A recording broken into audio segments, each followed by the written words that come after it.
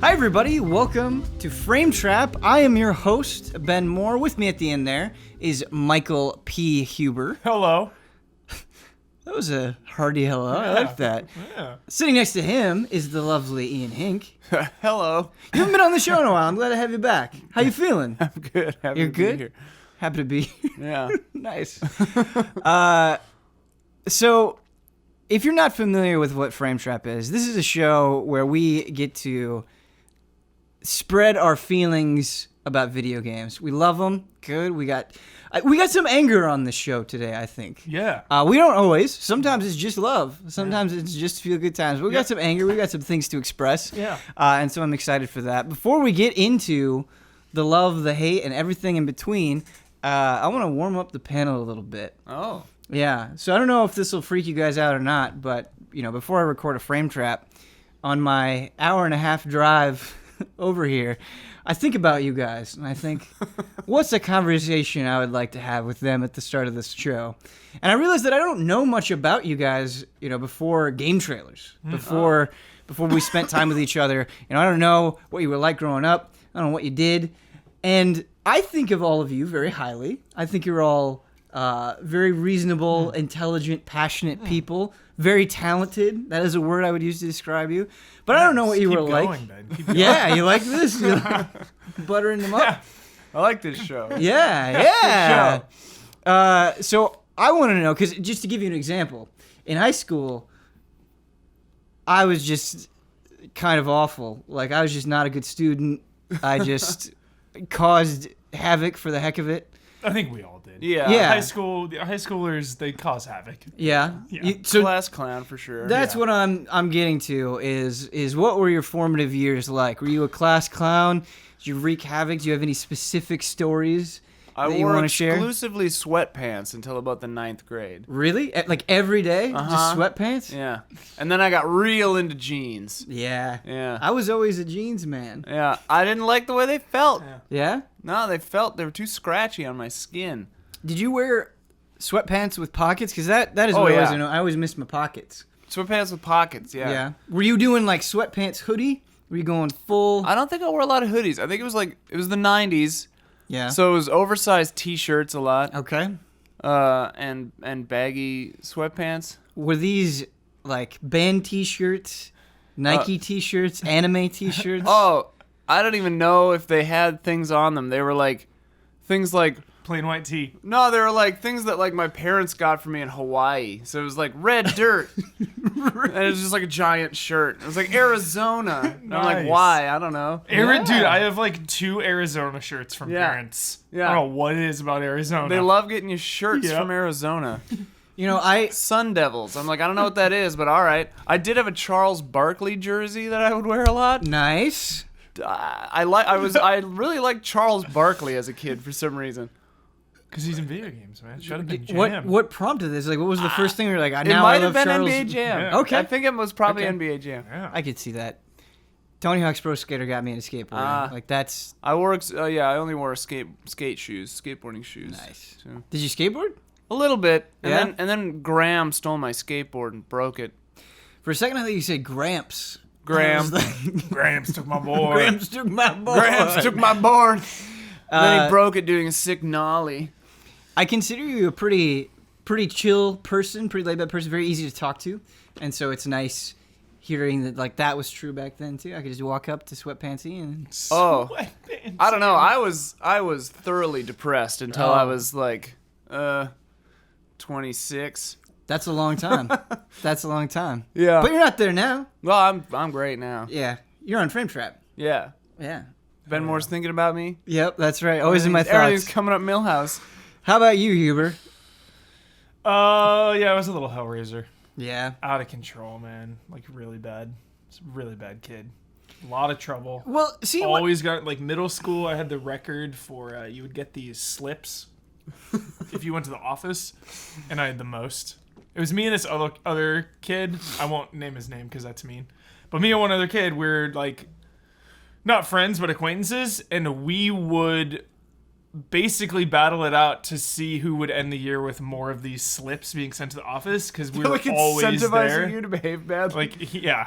So he and I like made a game of it. We just like tried to get in trouble. But it's I have since repented, I guess. Anyway, I have a thing because I was such a bad kid. I live walking distance from my elementary school and middle school. They're right up the street. You can see my elementary school from my backyard, and my middle school is like right the ones you went to? that I went to. So super cool, super fortunate.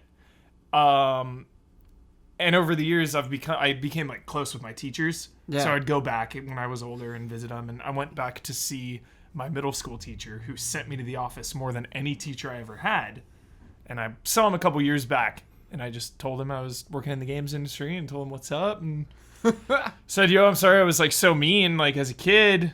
And he's just like, like you found your way, follow your dreams. And so the story had happened. Some other That high school teacher is a saint. stuff? Yeah. No ill will. Just like No ill will. Good tidings. So, yeah. It's hard for me, honestly, Hubert. It's hard for me to imagine that you were actually like mean or like upset Not mean, people. just like rambunctious. That I Okay, can that see. makes more That I sense. can Yes. see. Yeah, because wasn't mean, but like I would sit in the back of science class and throw sharpened pencils in the ceiling, like that kind of stuff.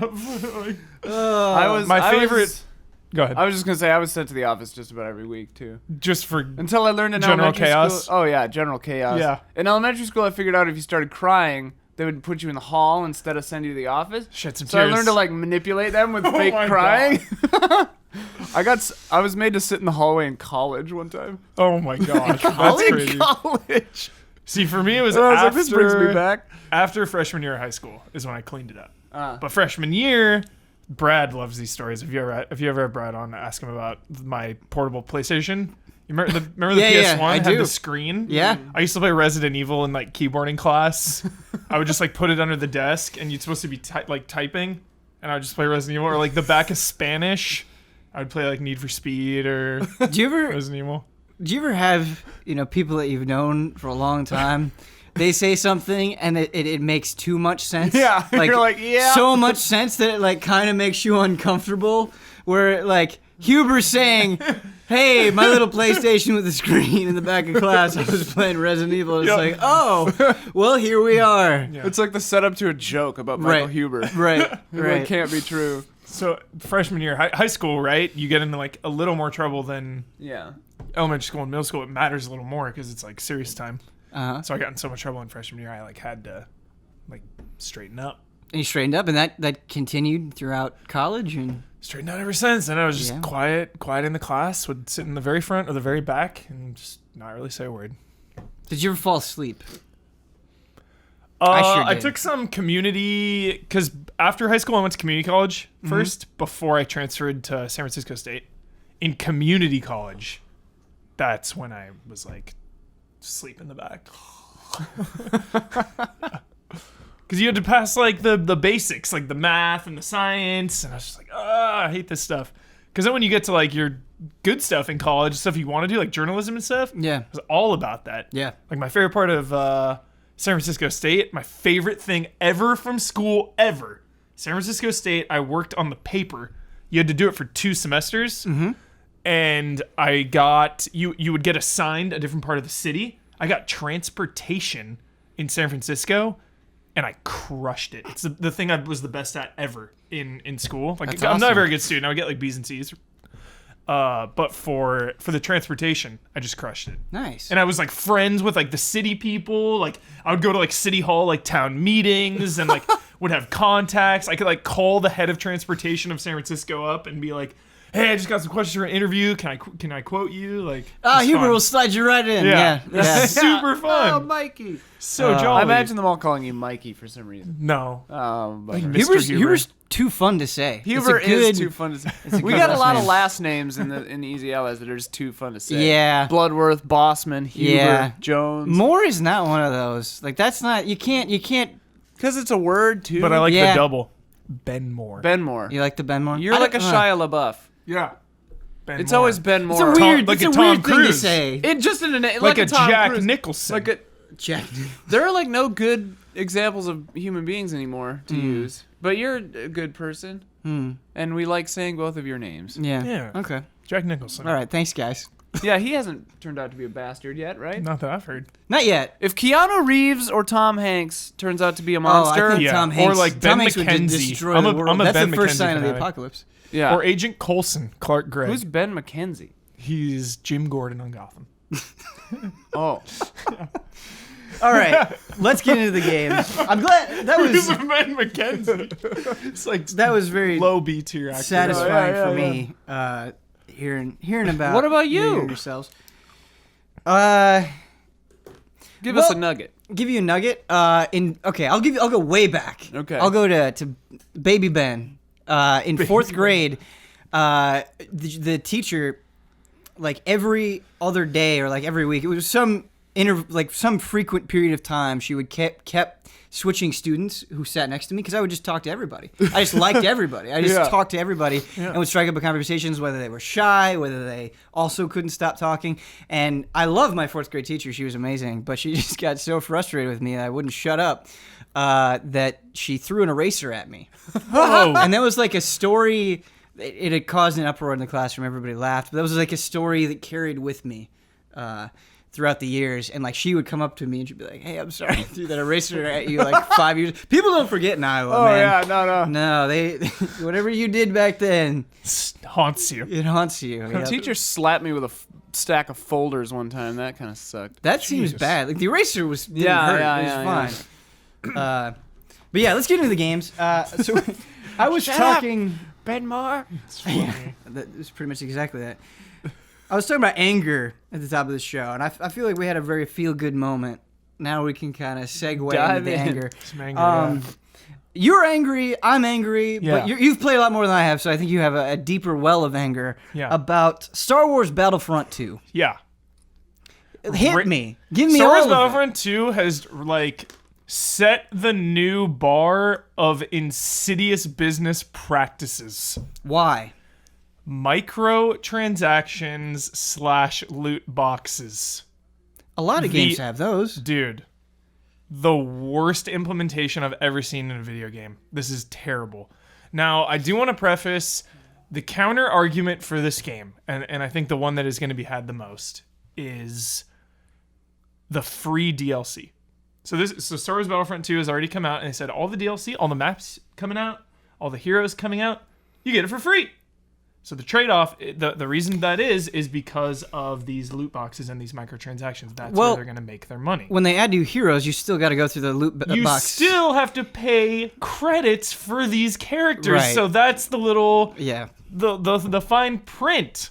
So And the- honestly, I think if you're talking about new stuff, if you're talking about maps versus Star Wars characters that you love, I think for most people, which one are you going to be more excited about? You're going to be more excited about the character, Exactly. because you can run around and use all its abilities. Yeah. So here is where it gets really slimy and really grimy and really dirty and really upsetting for what to me has a pretty solid foundation for the game. I think it is an improvement over the first game, especially the way you become the heroes in the match. Like in the first Battlefront, there would be a power up on the map. Yeah. So no one Just, even like, floating there. Yeah, no one cares about winning the match. They just want to get that power up. So you have 7 people running around this power up. It was just sloppy and frantic in a bad way. Yeah. Now it's like as you play and get kills and capture stuff and do well, you get points and you can spend the points. Like, all right, I'm gonna use my hero now. But anyway, these loot boxes, you unlock cards which can be equipped to your classes. Okay, so there's 3 types. This gets very confusing, so really bear with me. There's a lot going on. It's like math class. There's 3 types of boxes. There's the Trooper crate, the Starfighter crate, and the Hero crate. Yep. Trooper focuses on the 4 main classes because you're going to use them the most. The Assault, the Officer, the Support, and the Heavy, maybe, one other one. The Starfighter focuses on the planes, and the Heroes obviously focus on the Heroes. Each one of those crates also has a random card that can be any of them. And they also have crafting parts and credits that can be earned. So, when you open these, you get cards that just straight up make your characters stronger. Each card for everything has 4 tiers. Now, what they changed from the main game now, remember there was a huge uproar in the beta. Everyone is like, it's pay to win. It's pay to win. Right. They got to come out and say, no, but we changed it. All they changed, the only thing that's been changed here is that there's 4 levels of cards. The 4th level, the only way to get that now is to craft it. So my question is, the lower levels, how substantial is that? Is it like, hey, you're doing 1% more damage? Is it... So for example, it's a big... the first level is like the biggest bump. And that's really what you're getting when you come out of the gate and you spend a ton of money, right? Because there's 4 levels of, say, like a Darth Maul hero card. And it's like, blasters do less damage to Darth Maul, period. Whoa. The first level, you're getting the most return. You're getting that 10% buff. 10% less damage is a big number. Sure. And then it goes up to 15, 20, 25. So you get 5, 5, and 5 extra. But that first one is a 10% buff. So there's like there's gates on like, well, your character has to be, or you have to be level like 15 or whatever to use this. That doesn't take long. You know, you're going to be like rank 15 and rank 20 to be able to equip all these cards pretty quickly. Right. The cards themselves rank up your character. So the point I want to make is, before it gets too confusing and convoluted, is people have crunched the numbers. People have done the math. If you spend $100 right out of the gate, 90 on PC if you have EA Origin, you spend $100. That's like the max. There's like bundles of crystals because you can buy packs with credits and crystals. If you spend $100 and buy, it's like 70 packs, you are decked out in like level 3 stuff for like all the classes, the starfighters, and a couple heroes of your choice. And you have day freaking one, a huge advantage on a lot of players. Now it gets worse, okay? Because if you're EA and you're going to come out, you're going to defend this. You're going to see, well, if you put in the time, you can get everything for free. You don't have to spend $1 if you just put in the time. Well, people have also crunched their numbers because don't underestimate the power of the internet to do the research. To unlock some of these heroes, Darth Vader, 60,000 credits. Luke Skywalker, 60,000 credits. 40 hours each to unlock a hero. 80 hours, and that's not buying any crates. So that means you're not going to get stronger. Your troopers are not going to get stronger. Your heroes are not going to get stronger. That is if you grind out, you stay like low level, you just kind of get what you earn. You don't put any money back into loot boxes or getting stronger. It's like, I'm just going to save for Darth Vader because I want to be Darth Vader. It's going to take you 40 hours of not spending anything. And the only way your soldiers still rank up? So your player level ranks up. But you just don't get those bonuses. Yeah, the cards are like the quickest way to get stronger. And again, it's a clear edge. This game is clearly pay for an advantage / pay to win. I think it's a big edge. There's a lot of bonuses. There's just like take less damage, do more damage. Your gun doesn't overheat as often. Like some of the Starfighter ones are crazy, where it's like your blasters are stronger. It's like out of control, and you earn credits. So that's where the anger comes from, is you earn credits so slowly. It's not like, all right, well, I'm just going to grind it out and earn stuff. I'll earn stuff along the way, and I'm not going to spend money. It's fun. It's fun for me not spending anything, trying to kill these people that have been spending. I know I'm going to eventually earn it. I'm going to put the time in, get my stuff. No. Hours. Like 4 or 5 hours to earn 1 crate. People have done the math again on that. It's like 4 or 5. How much is a crate? The trooper crate is the most expensive because it's the most important, right? Because the majority of the time you're going to be a trooper. That's the bulk of your playtime is as a trooper. Those are 4,000 credits. Wow. And after a 10 to 15 minute match, you earn about 250 credits. Jeez. And you need 4,000 to buy 1 box. And 60,000. And 60,000 if you want to play, if you just want to be Darth Vader. If you just want to be Darth Vader. Can Darth Vader or Luke be in a crate? Are there characters in crates? It's no only characters. Items. Only items. Wow. So you have to pay. You have to pay heroes. Credits. Yeah. Jeez. It's insane, dude. It is absolutely insane.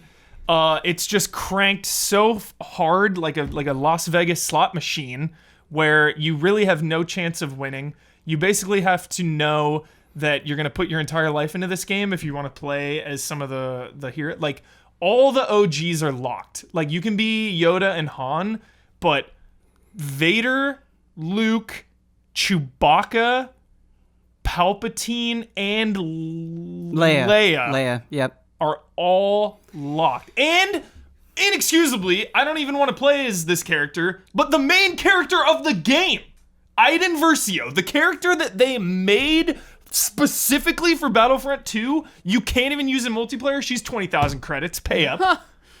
20,000. It's just absolutely insane. And especially, this is a tipping point. It's a boiling point. Like, Middle-earth just came out. That whole controversy. Right. Like, we always rag on Blizzard and Hearthstone, and like we're pretty fair on Overwatch because it's cosmetic. I don't think we've ever been angry at Overwatch. I mean, I've been angry. Some of the timed. I remember the timed events. People were a little upset where they like just wanted that one timed thing, and they kept having to gamble, and then the event was over. Like, sure, this brings it to a whole nother level. This is the worst implementation of microtransactions and loot boxes that I have ever been a part of playing a video game. I cannot think of a worse example. This is like a mobile game. This is like a mobile cash game. And it's funny that they always talk about Star Wars Galaxy of Heroes or whatever, the one Jones plays, because those practices are definitely carrying over into Battlefront 2. Everything that you're describing to me, sickening. Like, if I didn't already know what Battlefront 2 was, I think you would have to tell me it's a multiplayer first-person shooter, because that's not what it sounds like. It sounds like a vehicle to manipulate you in as many possible ways as it can. And Ben, I'm so vulnerable to that stuff. I am so vulnerable. Yeah. Full disclosure, I'm reviewing this game, so be on the lookout for that review coming later this week. But I'm reviewing this game, and I'm like, I was playing a little last night, and I'm angry. You can tell I'm like peeved about all this. And I'm a very vulnerable person. Right. I was sitting there last night, and because they're so good at their job, and because the psychology, it's all there, it's all just market manipulation. I'm sitting there, and I go to the PlayStation store, and I'm like, dude, should I just spend like 20 here? I mean, if I spend $20 now, I'll get like 12 boxes. I mean, that'll help me at least. That'll be a little bit. That'll get me started along the way. You know what this sounds like? And then I can kind of grind out the rest. It'll give me a little head start. Yes, it does sound like that. But what else this sounds like is it feels like they have just found, it's like they've opened up all of these holes and jammed as much bullshit as they possibly can inside of it. They are so beaten down that spending money feels like a relief. Yes. Where you're like, just hack through it. Yeah. Just stop it. I just want to get through. How many credits do I need? Whatever. Like, you just want to find the video game. And that's what you're trying to do. That's another terrible thing, Ben, is... Here's another strike against it. It gets worse. You save up your crates. You save up your credits, and you buy a hero crate. I was like last night, because I'm saving my credits, but I wanted to buy a hero crate because I'm like, man, I really want like Darth Maul or something to get stronger. Like, I'm just gonna buy one with the credits I've earned. Because fortunately enough, the campaign, you finish the campaign, you get some stuff. So, highly incentivized to finish the entire campaign. You finish it, you get like 20,000 credits. You get all the rewards. Like, you end the campaign, I think, with like 20-something thousand. Long way to go for Vader, but it's something. But enough to buy her, or whatever her name is. But the bad part is that I bought a hero crate, and I got stuff for Iden Versio, and I don't even have her. So I just spent my credits on a loot box that takes hours to get, and I got things that I can't even use. Jeez. It doesn't even like give you things for the heroes you own. It's free for all. So it'll give you like a Darth Vader thing, and I'll be like, okay, I never get to use that. That was a waste. In our discussion of this game, for the most part, the vast majority of this, in the 12 minutes that we've been talking about it, it hasn't even been you talking about how it feels to play. It has just been trying to explain and trying to help us and the audience understand the insidiousness of this. Yep. And that's really the linchpin for me for all of this. Yeah. Is If Battlefront 2 was incredible, Yeah. if it was like a super forward-thinking first-person shooter that Yeah. had really great ideas, I'd be on board. And admittedly, I have not played the full retail release of the multiplayer, Yeah. but I played the beta, Yep.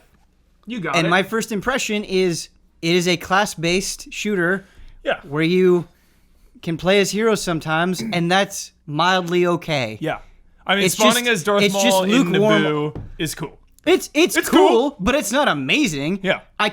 I'm not inspired to think of words that describe that incredible experience. Yeah. You're just Darth Maul and Naboo. They did the thing. They put the Star Wars in the Star Wars. It's okay. It's okay. Yeah. And you know what? I keep in my head.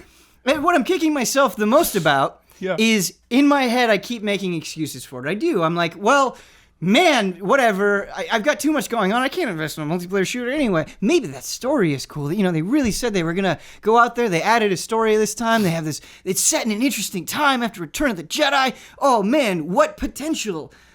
I've played the EA Access trial, which I believe is 3 missions. Yep. Bored to tears. It is. Bored to tears. Spoiler alert. It is not fun. It's not fun. It's just nothing. It is not. It is not a fun video game. It is not the campaign, right? It's not offensive. I mean, it kind of is that you can't make Star Wars fun. That's kind of offensive. But as a getting rid of that, just as a campaign story shooter, right? Going through it, I'm not offended, but I'm not happy. We okay, Ian? It's good. I'm just fixing a shot of them. Cool. The campaign is.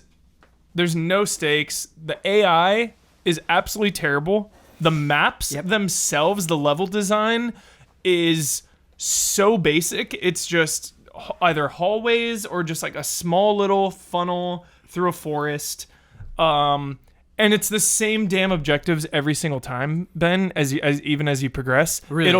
It'll be, hey, kill those TIE fighters. That has been my experience. Is Kill those TIE fighters. I'm on it. Choo choo choo choo. TIE fighter down. Choo choo choo choo. TIE fighter down. Hey, there's another wave of TIE fighters. Take them out. Choo choo choo. TIE fighter down. Wait, you're killing TIE fighters? Yeah. I thought you were a bad guy. TIE fighter, X-wing, whatever the hell. X-wing, yeah. Right? So you every level point. every level is 3 waves of the same objective. Hey, destroy that force field. Got it. Hey, there's another force field. Destroy it. Got it. Got it. And the dialogue is that bad when you're going through this. It's you mentioned the AI being bad. I want to give you, just in the 3 missions I played, 2 examples. One just, that like, was slowly- constant and one that was like just hilariously awful that I have to bring it up is the AI will just stand out in the open all the time with no regard for their lives and sometimes just run straight at you pretty slowly. Yeah. Like it's very slow, like running through molasses. They're just slowly running at you. it is the most basic, uninteresting shooting gallery going through. Like you just turn off your mind and you point and shoot, and it never gets more complicated than that. Yeah. In the 3 missions that I've played, Yeah. again, got to. I mean, there's preface it only with like that. 12 missions. But so based on what you're describing, it nothing doesn't really get changes. much better. And another moment, there was a guy behind cover. I just went around behind him. He didn't see me. Yeah. Threw a grenade. So there was a wall above him. Threw a grenade. Hit the wall, landed right by him, killed himself. Oh I was my like, God. yeah. So I'm gonna give That's one great. spoiler. I don't think anyone's gonna be offended. It's not even a real big spoiler. People are going to be offended, but All right, like Go- you don't care because it's not fun. There's a mission. Well, okay, go ahead. There's a mission in the middle of the game where you play as Luke Skywalker. That's the only spoiler. That's it. Okay. Mm-hmm. Sorry if you're offended by that. You get to play as Luke. He's in the trailer. It's Star Wars. You get to play a mission as Luke Skywalker, right? You get to play as Luke in the game, obviously, so they put him in the campaign. This should be awesome, right? This should be great. You're Luke Skywalker, one of the most legendary fictional characters in the history of humanity. What do you do as Luke Skywalker? You protect a dude standing there, like, trying to unlock something against, like, little bugs. Little bugs are just coming out of the ground and like you're trying to hit him, but the combat is so janky when you're trying to hit these small little bugs that you're just like flailing, and like the bugs just keep coming for like 7 minutes, and that's the level. It's insane, dude. It's insane. Don't pump the brakes. Yeah. On that review score. I know. I've been wanting to use that 0. That's the thing is like when you get 40 people in a map and you spawn as Darth Vader and you strip everything away and you're Darth Maul and you're running through and the Star Wars and the Star Wars, like it's not bad. It's like it's fun. The foundation is fun for 40-person Galactic Assault multiplayer. But I it's think it's not amazing, but it's not bad. Like genre. But 40-person Galactic Assault. I think it's a multiplayer. scale, right? I think it's a scale, and you at the top of this said this is the most insidious I've ever felt with 100%. microtransactions, right? Nothing that I've experienced in Battlefront 2, nothing even comes close to like really motivating you to want to wade through that BS in any way. Exactly. At best, it's fine. Yeah, it's at best. And so it's just I think that's the thing, Huber, and I have to do this with myself, is I guess you get the sense on every single level that they're banking on the fact that you love Star Wars. That you it's so malicious. Yeah. This game is so... And we just can't accept that. Like Exactly. Yeah. It's it unacceptable. being Star Wars is not enough. Let's for just this. lock Luke Skywalker and Darth Vader behind paywall. Let's do that, because everyone wants to be Darth Vader and Luke. Oh, let's give away free characters? Yeah, you still got to buy them with credits. Can you imagine like the meeting where they were like, all right, which characters are we having them spend the $60,000 on? Oh, Yeah. Darth Vader, of course. Can't believe they locked Chewie out. What the hell? It Can't even be Chewbacca? And like, you can't be Chewbacca too, because like, Chewbacca's 40,000 credits. You're obviously going to save, if you have 40, you're going all the way for Vader and Luke. Right. So like, no one is going to be Chewbacca for like a month. Unless obviously you pay money. Like, an interesting mental exercise for this kind of thing is trying to put yourself in the mindset of the EA people, the people in that room trying to figure it out, and like trying to think how they think, where they think this is cool and a good idea. Like the Jyn or whatever her name is, Versario. Iden Versio. That is such a Star Wars name. Yeah. God.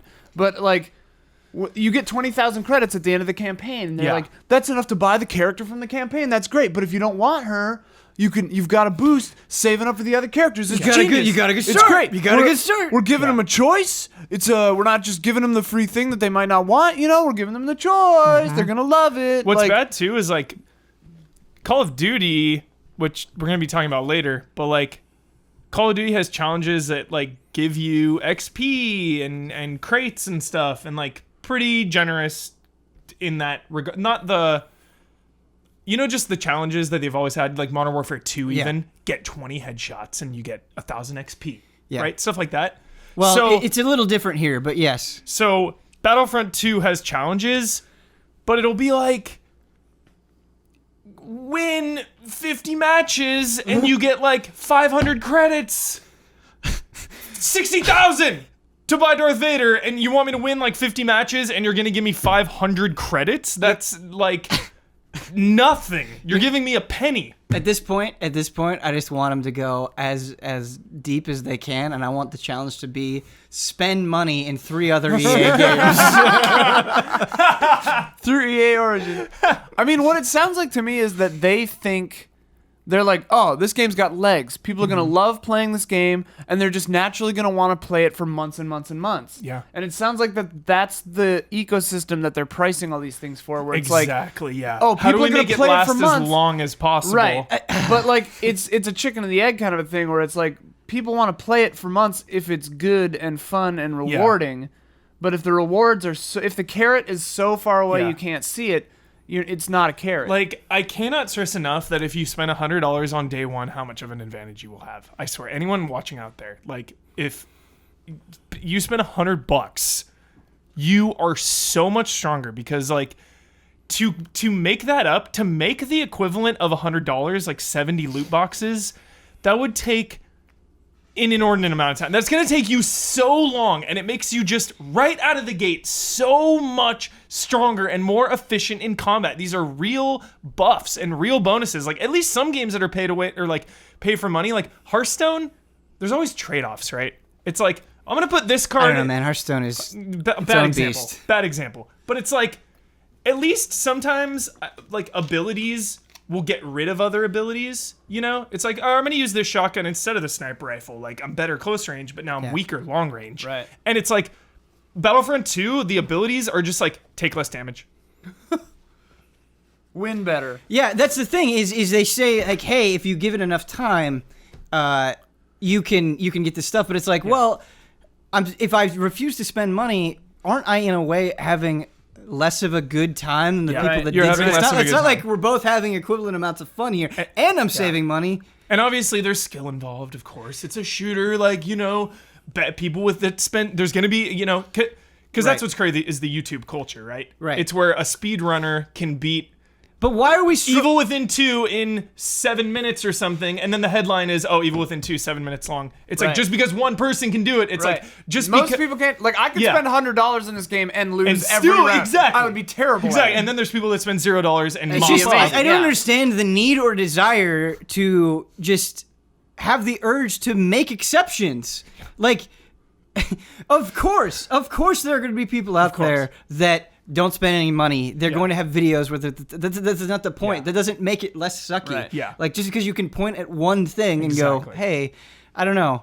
Anyway, I just want to quickly say about the Hearthstone thing. I just personally think that Hearthstone right now is too expensive. Yeah. And it's not getting better. Yeah. That's what I wanted to say about Hearthstone. It is. I don't want to talk about Hearthstone at this moment because we've got other things to discuss. I don't want to talk about it.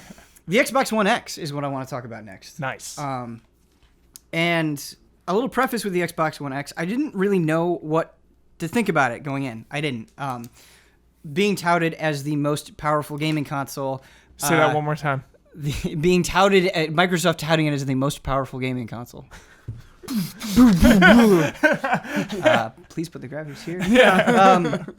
And It's like a trailer for like a James Cameron movie. Yeah. The most powerful. And You thought the Xbox One was the most powerful. It's easy to make light of. It is. It is. It's easy It's to fun. make fun of the marketing buzz and the so much power. It's easy to get into that mindset. Yeah. But as somebody who really didn't know what to think going in, the time that I've spent with it so far has been very impressive. Totally. I believe it. I am way more on board with this box than I thought I was going to be, Yeah. and I think there's a lot more value there than I initially perceived.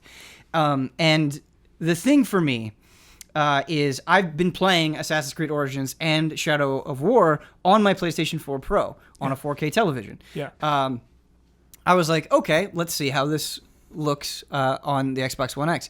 I expected it to be a slight bump, or that I would really have to strain myself to see it, or like boot one up and then immediately boot the other one up. Mm-hmm. No, that was not my experience with it. With Assassin's Creed, and especially with Shadow of War, immediately apparent. Wow. Like immediately, like a huge, noticeable jump in visual quality. I mean, I was just marveling. Walking around being like, I can't believe how good this looks. Like this looks fantastic, and I was very impressed. I want to preface too that is those are specific cases because the developers took extra time to optimize. Right, for and we're gonna get into that. Xbox One X, Right. Whereas not every game will take advantage. But Okay. Right. So it's like boost mode kind of deal. And so that's the thing is here in these specific instances, the jump in quality was noticeable, but we don't know exactly which games are going to have these enhancements going forward and how substantial we're going to be. We just don't know. But in those specific cases, it looked really good. But the thing with the Xbox One X, just a couple of like hardware things that I want to comment on really specifically. It's nice that it doesn't have a power brick like the Xbox One had. That's really nice. Also, extremely quiet. I heard it's good dead form factor. silent. Yeah, it is. Yeah. It is. Whatever I'm running, like I was playing. It's liquid Horizon. cooled? Is that true?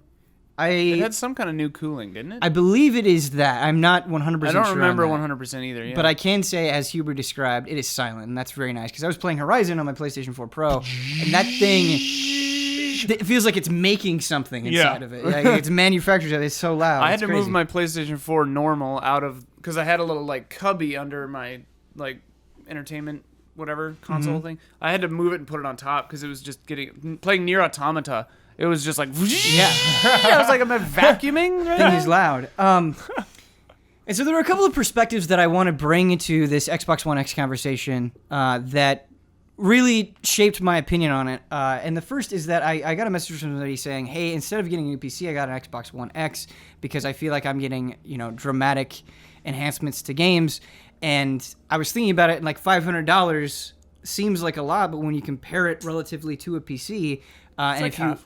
Right. Like that's pretty substantial. Yeah. But the other thing is, and the thing that they didn't have to do, and the thing that is most impressive, is I was playing Oblivion on my Xbox One X, and they're taking 360 games, running them at 4K, and bumping up the frame rate. Whoa. Which was totally true of Oblivion. You're getting faster load times, and it's just booting up the Xbox One X and being like, there are all of these 360 games that I can install. I have this admittedly fairly small list of original Xbox games that I can put in there, and these games are receiving enhancements. Yeah.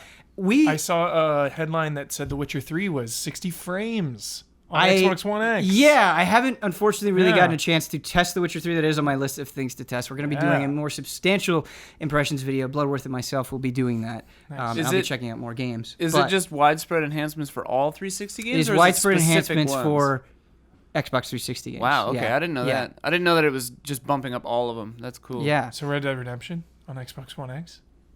Red Dead Redemption 2? 1 or 2? One. Oh. Yeah, that's the thing is Because that I'm hesitant to say like, oh man, it's huge on everything all the time. But in the case for Oblivion specifically, small sample size, right. that sample size will get larger over time. Awesome. Well, Oblivion, those kinds of games are scalable from the get-go. Like if you had a monster PC, you were playing that thing like a crazy person. Hell yeah. Right, but That's just how they're designed.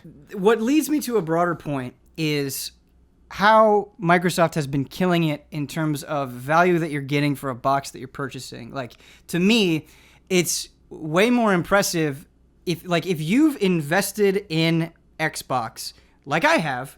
I booted up my Xbox One X, and it's like, man, I've got like 100 things that I can install. And things that I haven't just bought the last couple of years, but like the last 10 years. I've got stuff that I can download on here. I've got a lot to play. And I think we live in an era where we've just not only gotten accustomed to paying for re-releases that offer any improvement whatsoever. So the fact that we're getting these improvements and they're free is very, very nice. Yeah. But we live in an era, like think about how stingy Sony is being with what you can play on your PS4 in comparison to the Xbox, and I think that's really awesome. And I've been trying out the Xbox Game Pass as well, which is another new initiative that they're doing, where it's like, hey, pay this fee, here are all these games you can play, and you look and it's like, hey, this is a nice list. You've got 360 games on here, you've got Xbox One games on here, you've got a couple of original Xbox games, and so it's just like you have this thing where there's a lot to play, and they are receiving benefits, and a lot of the games that you can play on multiple platforms look the best here, and so I'm feeling way better about this machine than I did before. The problem is I feel like all of this stuff that I'm describing is sort of like this alley-oop. It's like tossing the ball high, and you're waiting for that slam dunk, and that slam dunk is this sweet, gorgeous original game that does not exist. Yep. I was just going to ask you about that. Do you think it's enough? Yeah, and when I tweeted that I thought Assassin's Creed Origins looked gorgeous on the Xbox One, and people are like, hey, do you think this is worth it? And I don't know. It depends on who you are and what you're looking for. If you're somebody that really what you care about most is new, exciting, original games that you can't get anywhere else, like, what is that? Like, I've been... Get a PC. Yeah, get a PC. But I think... And the PC argument is a sound one. I think, like, to this day, I still think the PC is the best platform. Right. I genuinely believe it just costs 2 to 3 to 4 times more. Right. It just... There are some people that don't want anything to do with PC gaming. There are some people that believe it's prohibitively expensive. So I think when you relegate it to a console space, it depends on what you want. And I've been playing a lot of Horizon. I've been checking out the Frozen Wilds DLC. And nice segue.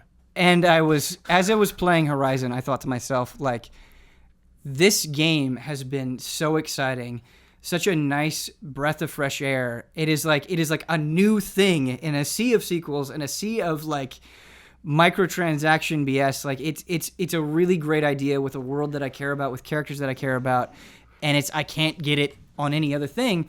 And I can't think of a single 2017 Microsoft exclusive game. I didn't want to go there. I didn't want to go there. I didn't want to go down console. No, but wars. we have to go there. Yeah, totally. We have to go there. It's not a console war. It's not a fanboyism. It's Right. like, other than Forza, yeah. there's just nothing. Well, Cuphead.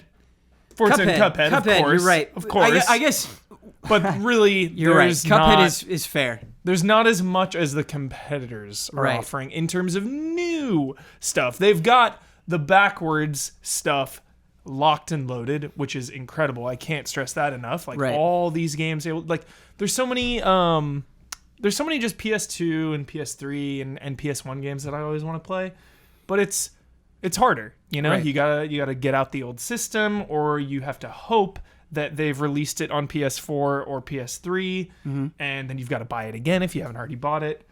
So all that's great, but it's 2017, and there's so many good new games, Right.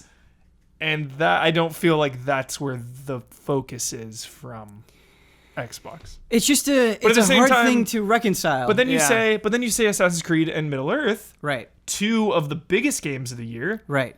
But Play the best. probably not two of the best. Probably Right. not two of the best. I really like Assassin's Creed Origins. Yeah. I haven't had the chance to play Middle Earth yet. Yeah. But again, two huge releases, like pretty definitively play the best on Xbox One X, Yeah. which is something right there.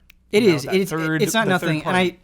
I know we've brought this up before, but the fact that you can play so many of these, Microsoft games on either your Xbox or a PC, like it's hard for you to make an argument, I feel like, where more options is a bad thing. Yeah. And I feel like that is really a shift in Microsoft's philosophy that I think they deserve to be commended on. Yes. Is they are giving people more options. And that's such a good analogy is the alley-oop. They're there, man. They're there. They're They've there got in an so many open ways. hoop. Yeah. All they have to do is slam it down. That's Right. all they got to do. Right. Because this is the year Uncharted Lost Legacy got me to buy into 4K HDR.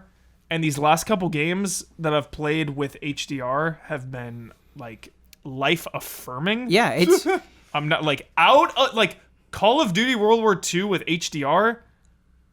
I tested the flamethrower on a Nazi with HDR and then on a regular 1080p TV, and it was night and day. it is. It was a huge difference.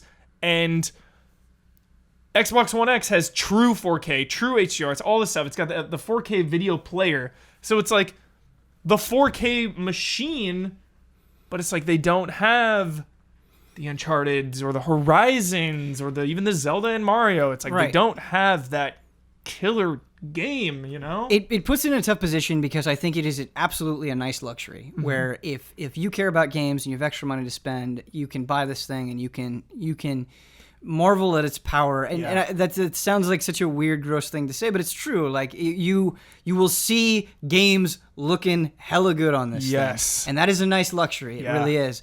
But I really wish there was a game that I could say where it's like, no, they have this game. It's so great. It's got so many great ideas. It looks phenomenal. It'll take you to this brand new world. You just don't have that. And I do think you need that. And I think you need that especially now, especially in this time where every couple of weeks we get on this show and we're amazed at the quality of games that we're getting. You want to be a part of that conversation. Yeah. Like this has been a momentous year and you want to have plenty of names to throw up into that year as well. Yeah. And so it is nice. It is a nice box. I don't Yeah. feel like it is necessary in the way that I want it to be. In the way that I think it could It very well deserves to be. Yeah. Absolutely. It's been years, man. Like, you know, there's the internet memes, internet jokes, Gears, Halo, Forza. Like, that is it. I do feel There's bad. some truth to that. There's joke, some truth yeah. to that joke. You I know, do like, feel- that's why I loved Quantum Break so much, because Right. it was this weird Microsoft exclusive. Like, it was such an Xbox game with they were like they tried something, you know, the TV show and this and Right. that, and it's like, take more risks, take more chances. Like, give me more of that. Like, Scalebound getting canceled was a huge blow because that could have been one of those must-have games that you can only play on Xbox. I do feel bad about forgetting Cuphead though, because that is a game that I just loved. Like, couldn't stop playing it once I got it. And so fun. It is not fair to forget it because that is a great game. That is something completely different. That is something you can play on only Xbox and PC. Yep. And you don't want to spin a narrative that is leaving out things like that. Totally. Absolutely. Totally. But what I will say, to maybe end this on a positive note, is I think the foundation is there. Absolutely. And so if we do get those games, Yeah. The story isn't over yet. Totally. But I just think, like, that Crackdown 3 delay, I'm really feeling it right now. I mean, I don't know how good Crackdown 3 is going to be, but at least it'd be something. At least it'd be... something new. Yeah. And the biggest thing for me that I've been saying for years, if Red Dead Redemption 2 looks noticeably better on Xbox One X, that is going to make me want it, desire it, you know? Things like that. Getting those big third-party games that are true 4K HDR, running better, 60 frames, what have you. That's such an excellent point to bring up, because I think with Shadow of War and Assassin's Creed Origin, it not coming out at launch, you didn't necessarily have to make that decision. Like, I started both of those games on PS4 because it came out sooner. Yeah. And it's like, hey, these are huge games. I want to check them out immediately. Whereas moving forward, having that decision at launch. But again, we'll have to see what enhancements that'll bring and how substantial they'll be. But Totally. And it'll have to be pretty substantial if you want to pay $560 to play Red Dead Redemption 2. Exactly. Right. But the thing that we can say about Red Dead Redemption, right? Like, hyperbole on, I suppose, but like Red Dead Redemption, you just say Red Dead Redemption and I go, whew. I get chills. Yeah, like that is a game that to me was so important and so amazing and like a defining game of the last generation where it's like, okay, I'm willing to invest if you can reach a similar level of experience. Like, for me personally, and I know Jones will second it, and probably you too, Ben. And even you like Grand Theft Auto or no? What? Do you like Grand Theft Auto? No. Just Red Dead. I love Red Dead. Love Red Dead. Yeah, but like, Rockstar's track record, even if you don't like GTA, you know, make good stuff. They make good stuff. They make good stuff. It's gonna be good. Yeah. But what the thing is though, if the Xbox One X has all these like enhancements, then what's stopping Sony from going out and securing those exclusive deals? It's like, well, if Red Dead 2 is gonna look and play better on Xbox, we're gonna make sure that we have exclusive guns and outfits and story chapters and all this other stuff. Undead Nightmare 2 comes out 6 months early. Then what do you go for? It's like, do you want the content or do you want the performance? Who knows? Life's full of hard choices. If I was Microsoft, I would give Rockstar every cent we have and say, give us the best performance and best content. Right. Huge game. Huge moment. Console showdown.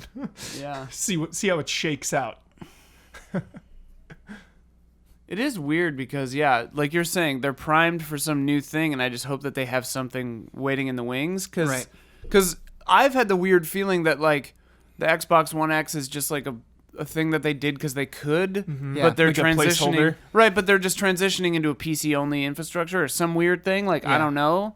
But, like, it's weird that they don't have some big system seller. It's really been a crisis of identity for Microsoft, and I don't feel like that's unfairly painting them, because if you think about how the generation started with the whole controversy of what the Xbox One was supposed to be as a multimedia machine, that whole controversy kind of ate up, I think, a lot of the attention that the original stuff that they really were pumping a lot of time and attention to, like Quantum Break, like Sunset Overdrive. Sunset Overdrive too. That's like good. that kind of ate it in a sense. And then you've got sort of this switch to no, we're all about games, we're all about choices, and you've seen kind of this evolution. Now it's like, no, we're gonna give you the most powerful console, but it's like you built this really cool car that doesn't have a driver, and it's got a lot of sweet enhancements on the side, but it's like you built a really cool car, but it has like 20-year-old wheels on it.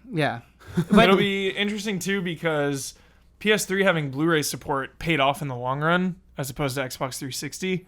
So now that Xbox One X has a 4K video player and PlayStation 4 Pro does not. What does that mean? So the 4K discs. Oh, So they sell 4K Blu-rays. a 4K Blu-ray now can only be used on Xbox One X, Okay, not okay. PlayStation 4 Pro. This is the year, from what I've seen, that 4K is going to start getting into a lot more houses. Yep. The Black Friday deals are absolutely insane. They're Right. giving 4K TVs away. Seriously, like $120 for a 4K TV. HDR for like $400. It's out of control. Right, and it's to So the point. it'll be interesting when more people have 4K TVs if they double down on 4K Blu-rays. Well, and it's weird though because we're going into like a diskless infrastructure. Like I was thinking about that. Like my laptop just doesn't have a disk drive on it. Like my PC does not have a disk drive on it. Yeah. Like I don't. Besides my PS4, I have nothing in my house that can play discs. My PS3, I guess, my old PS3. But like, I love the disc for like a couple key movies. You know, Right, like I right. want the Blu-ray or the 4K Blu-ray of The Shining. Right. For that. You're gonna watch the game. lossless audio and yeah, yeah. Fincher, Yeah. pop in the Blu-ray. Fincher pop in the Blu-ray. That Yeah. Criterion Yeah. Collection. Yeah. But a very rare case. Yeah. But Fincher, good call. I was trying to do you a favor, but I wrote. I thought we were moving on to Horizon. Not yet. Yeah. So I that wrote down a segue number was that's there. point. That The it was a segue was there. perfect segue. Yeah, it's. So I'm sorry about that. I just feel like we're getting close to the end of the year. We're getting to a point where I could reasonably ask you guys, hey, what are your favorite games of the year? Yeah, I can And I feel Yeah, like yeah. a lot of what we're saying, Microsoft is just not represented on that list for us in a big way. And when they make a console that, from a design perspective, seems so smart and seems so forward-thinking, Yeah. it's really a crippling blow in a frustrating way. It's Very not in a, frustrating. like I want it. Like I'm not against it. Please give Right. it to Like, me. isn't I that- want to. Isn't that insane? It's 2017. It's Mm-hmm. one of the best years of all time for video games. And the Xbox One X comes out in 2017. Yep.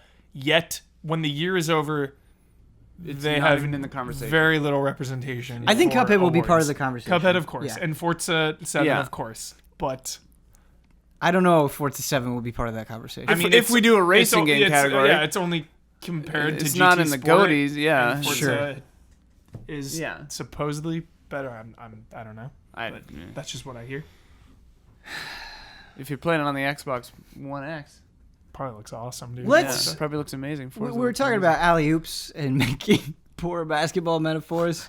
Let's move on to a slam dunk. A slam dunk that, like, there are a couple of games on this list that I have played a substantial amount of, and then I put more time into, like, where you think you love something, right? Like when you're in the beginning of a relationship, you're like, no, I feel good about this, and then you spend some more time with them. You know, you see all of their weirdness, and then you're just like, no, I'm absolutely certain that I love you to bits, and that is Super Mario Odyssey Yeah. for me, because I finished the story of that game and I'd felt good about it. I do not want to comment even slightly on how I feel about the ending of the game, but overall I felt very good about my experience about Mario Odyssey.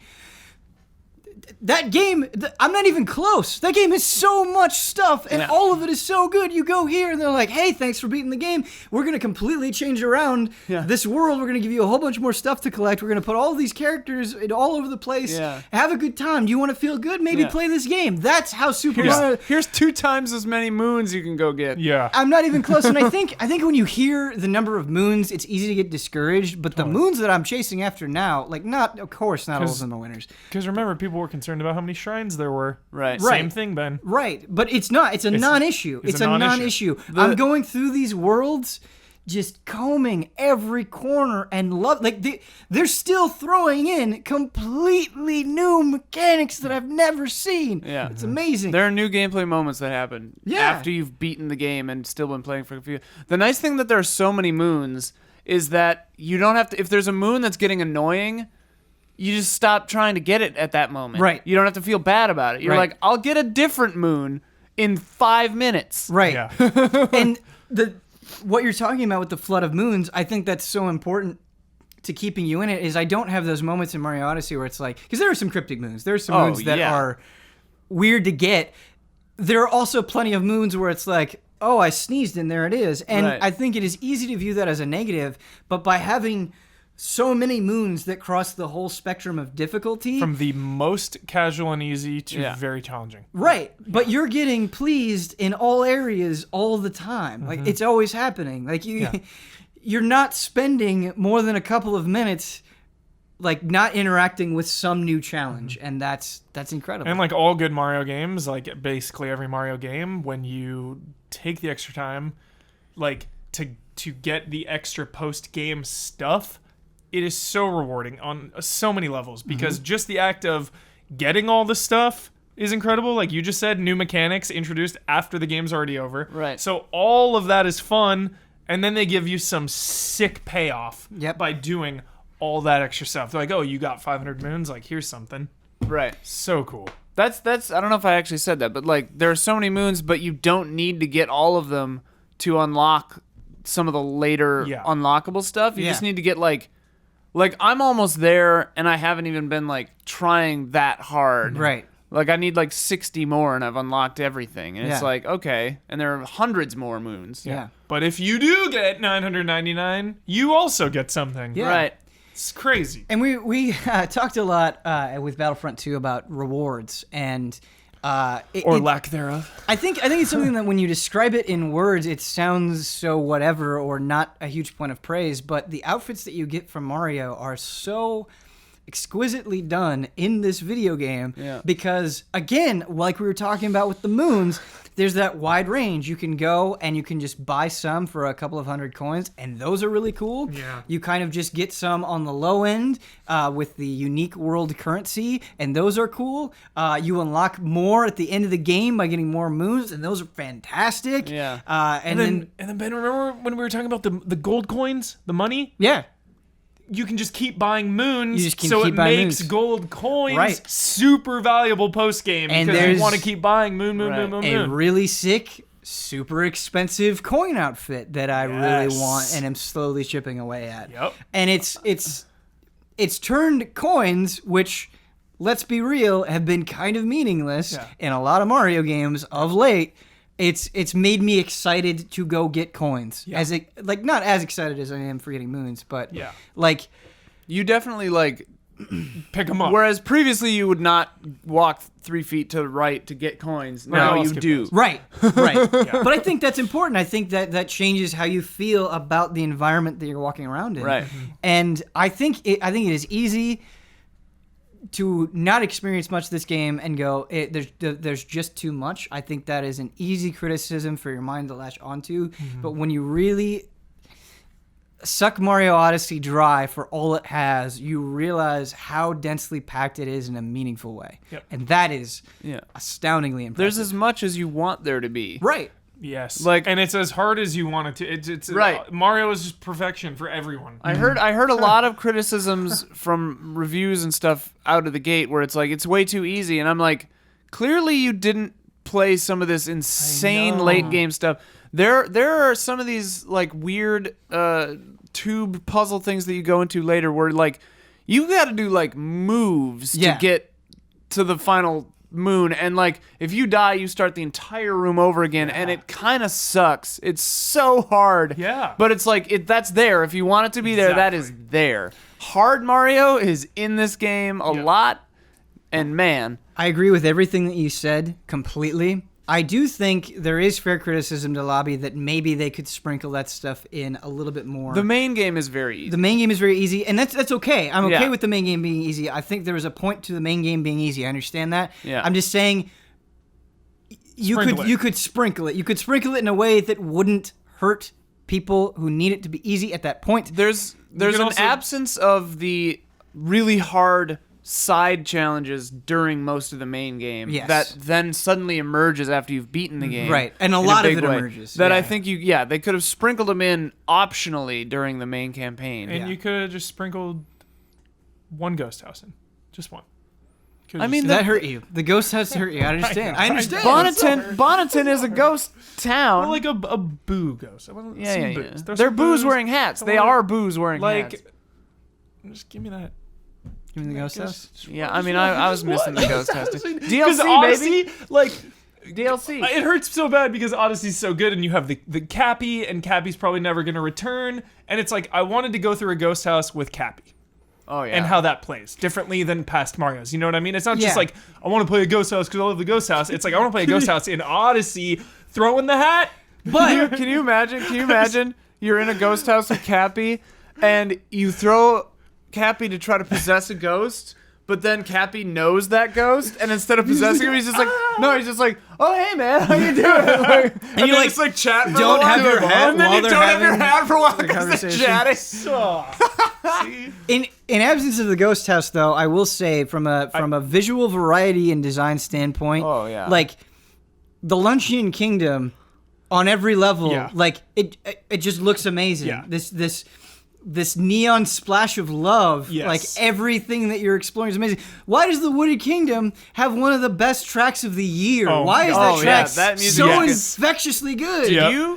I discovered a secret thing in the woods. I probably didn't.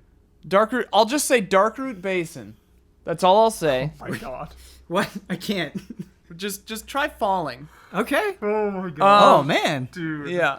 I It's gotta go great. right now. It's great. But yeah, like, and talk I'm- about like different gameplay mechanics that they introduce with the different possessions. Like, some of these are good enough to be their own game. Yep. Yeah. Sometimes the little like The bullet water bill. spraying, the bullet bill. Yeah. The water lava, spraying one is like The lava, the up water there. spraying one. I'm like, Yeah. I would play a game Yes. where this is Yes. how you control your So guy. For context, audience, you're this little squid thing in this bubble of water, Oh my and you gosh, can yeah. jet forward Yeah, and upward, and up. but you consume water to do that, so you have to touch water periodically to recharge yourself, and I'm it's like, just brilliant. I'm just like, this is really good. It's just Yeah. fun. This is a good mechanic. The Zipping around. lava boys are fun. The lava little boys lava are great. Yep. Jumping up and down in the lava. Yep. I'm just like, when I realized, I'm like, oh, yeah, okay. Like, there are times where like you possess like a tree or a rock, and you're just like, okay, Yep. I'm doing this now. I feel like such a spoiled brat for complaining about the ghost house because, like, there's some stuff that Odyssey gives you that is Yeah. beyond Yeah. my wildest dreams. Yeah, in which other Mario game do you play as a T-Rex? Like, exactly. yep. Oh man, the late game stuff you can do. Oh man. Just speaking of the T-Rex, though, like that is something they could have gone for an easy one with the T-Rex, where you kind of work and then you're like, oh, there it is, and you go and you get the T-Rex and you smash the box and get the moon. And you're like, wow, thank you, Mario Odyssey, for that cool moment. They could have just stopped there Right. and would have been fine, but they take that idea, they take that concept and apply it in so many different ways in this small little kingdom. Like they just use it for all that it's worth every time in every kingdom, and that's And like, it's great. They It's shake a good game. They shake things up later too, where it's like, oh, okay, I thought this was the only way you were going to use the T-Rex, and then in later things that happen, you're just like, okay, I didn't see this coming. Yeah. Like, all right, sweet. I thought we were done with that. right. I guess we're not. I thought we'd plumbed the depths of the T-Rex, but we have not. Yeah, that's a great game. Speaking of other things that make us feel good, Ian, Huh? you finally played. Whoa, excuse me. Whoops. You finally played through the second Dark Souls 3 DLC, the Yeah, Ring City. beat it last night, finally.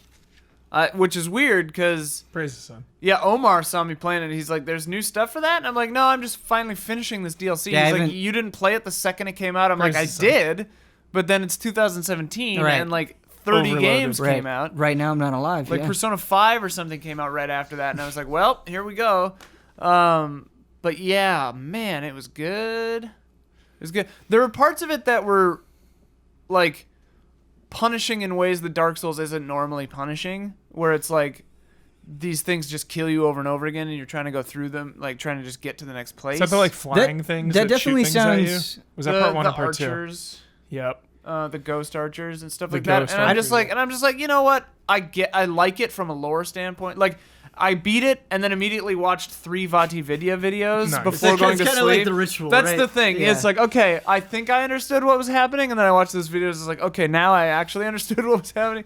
I'm trying to understand where you're coming from because punishing and things killing you, preventing you from getting somewhere, seems very Dark Souls. to me. Yeah. But I mean, like, there was one chunk that I was struggling with for a while, and I wasn't getting like irritated, but I was just like, man, this is harder than normal. which is kind of good, I guess. Like it's But not is it harder in a detractor. different way? It was harder in a different way, where it's like you get to the end of this huge gauntlet, and if you screw up at all, you're dead.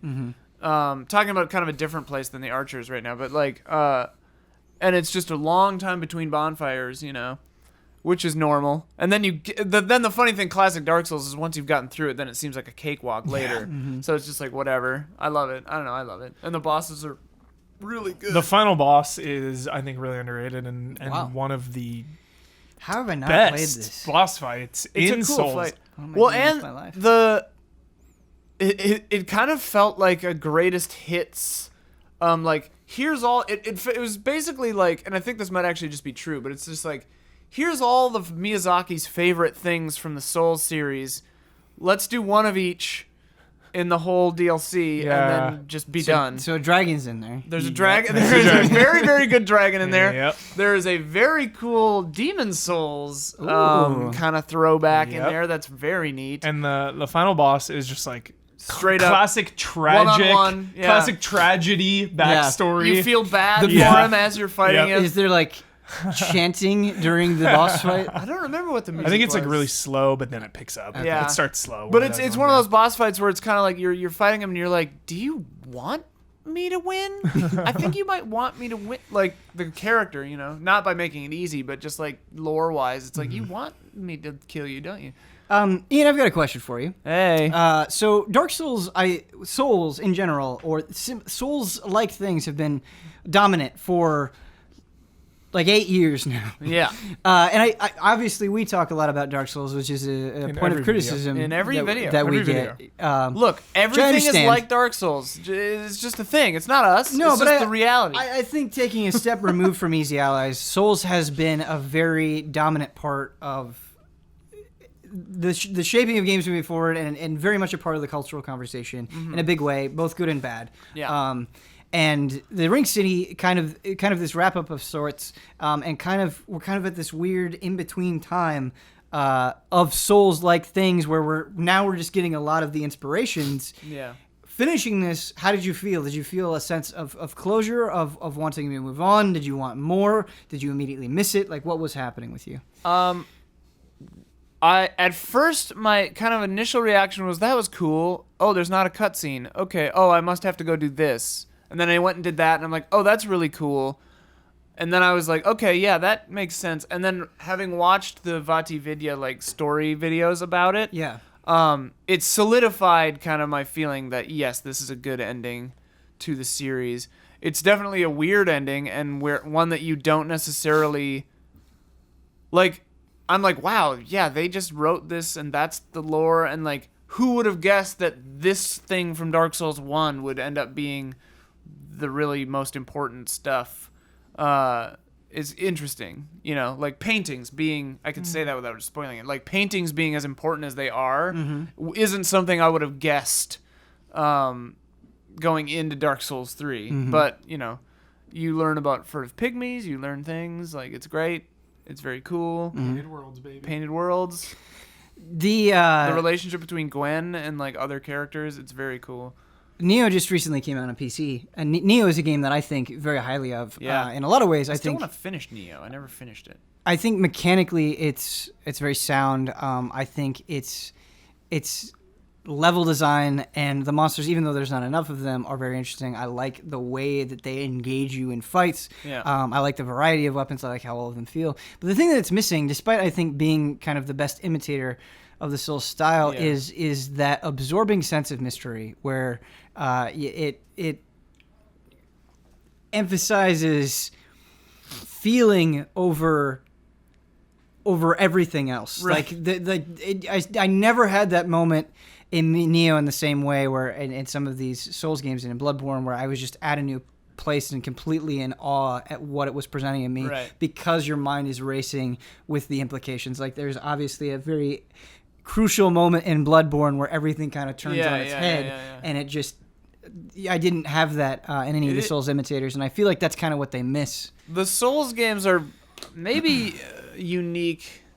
Certainly, they do them, in my opinion, best. Maybe where like a huge important story beat is just kind of like a vibe that you're getting. And you're like, you find out later, like, yeah, that weird vibe you had was like the most important plot point. You just have to watch 4 hours of internet videos to figure it out.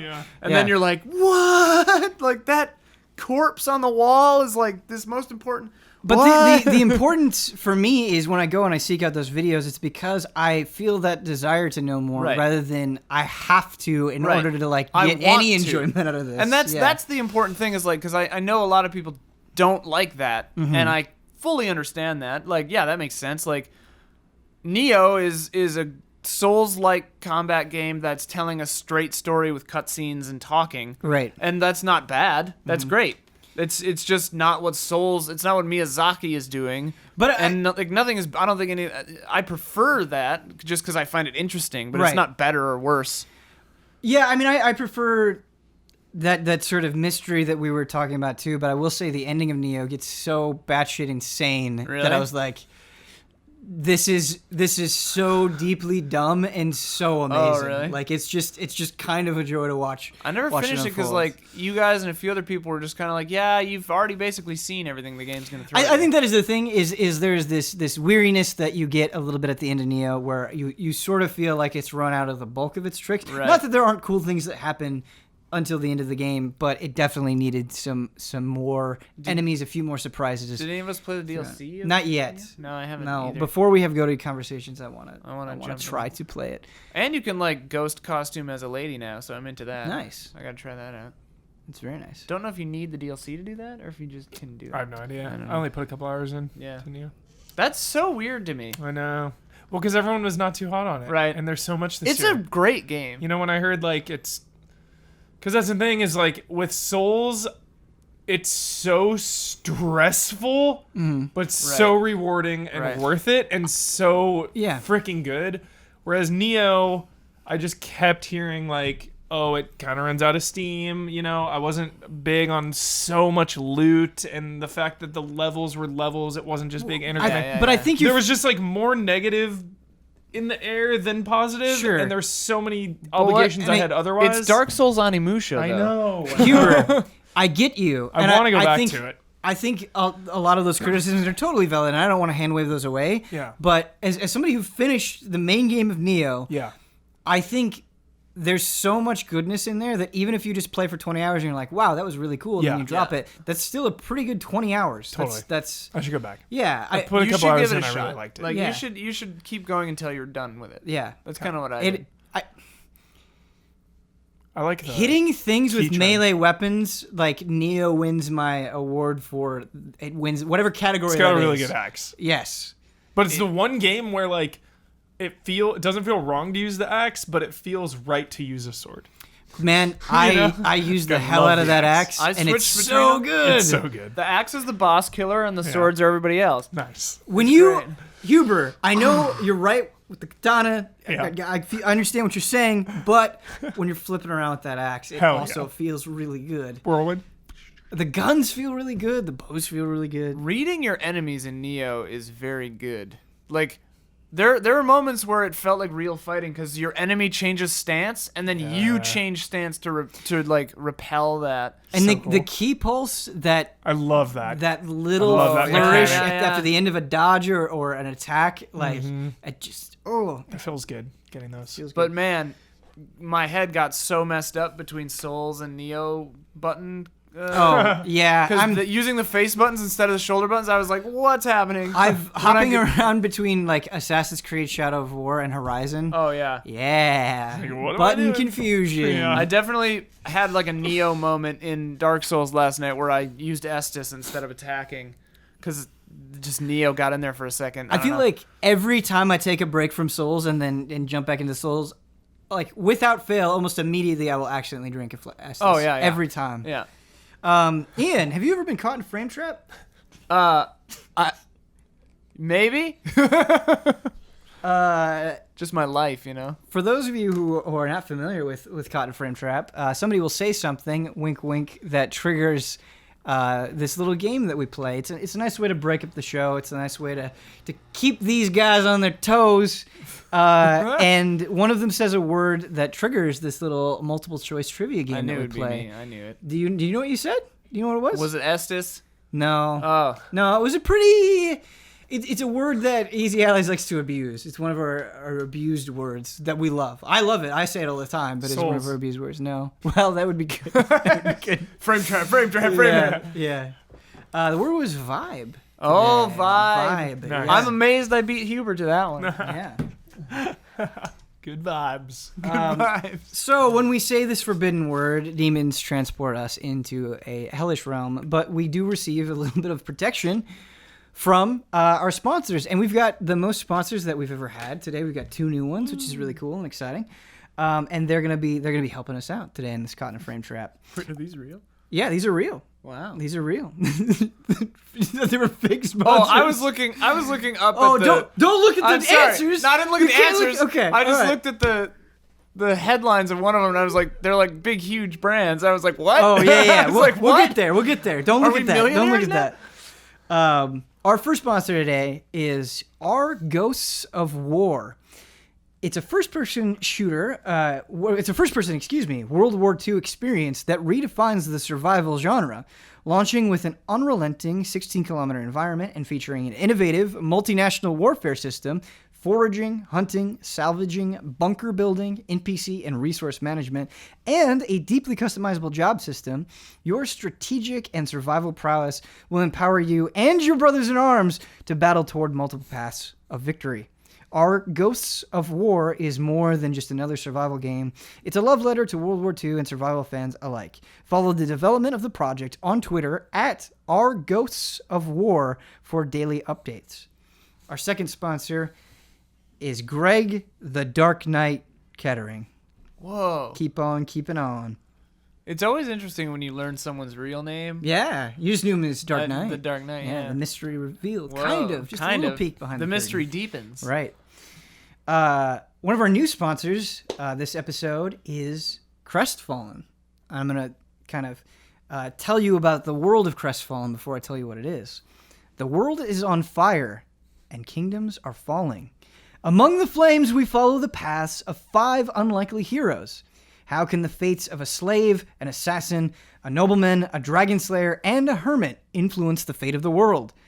It's time to set forth on an epic journey, set in the high fantasy world of Alfta.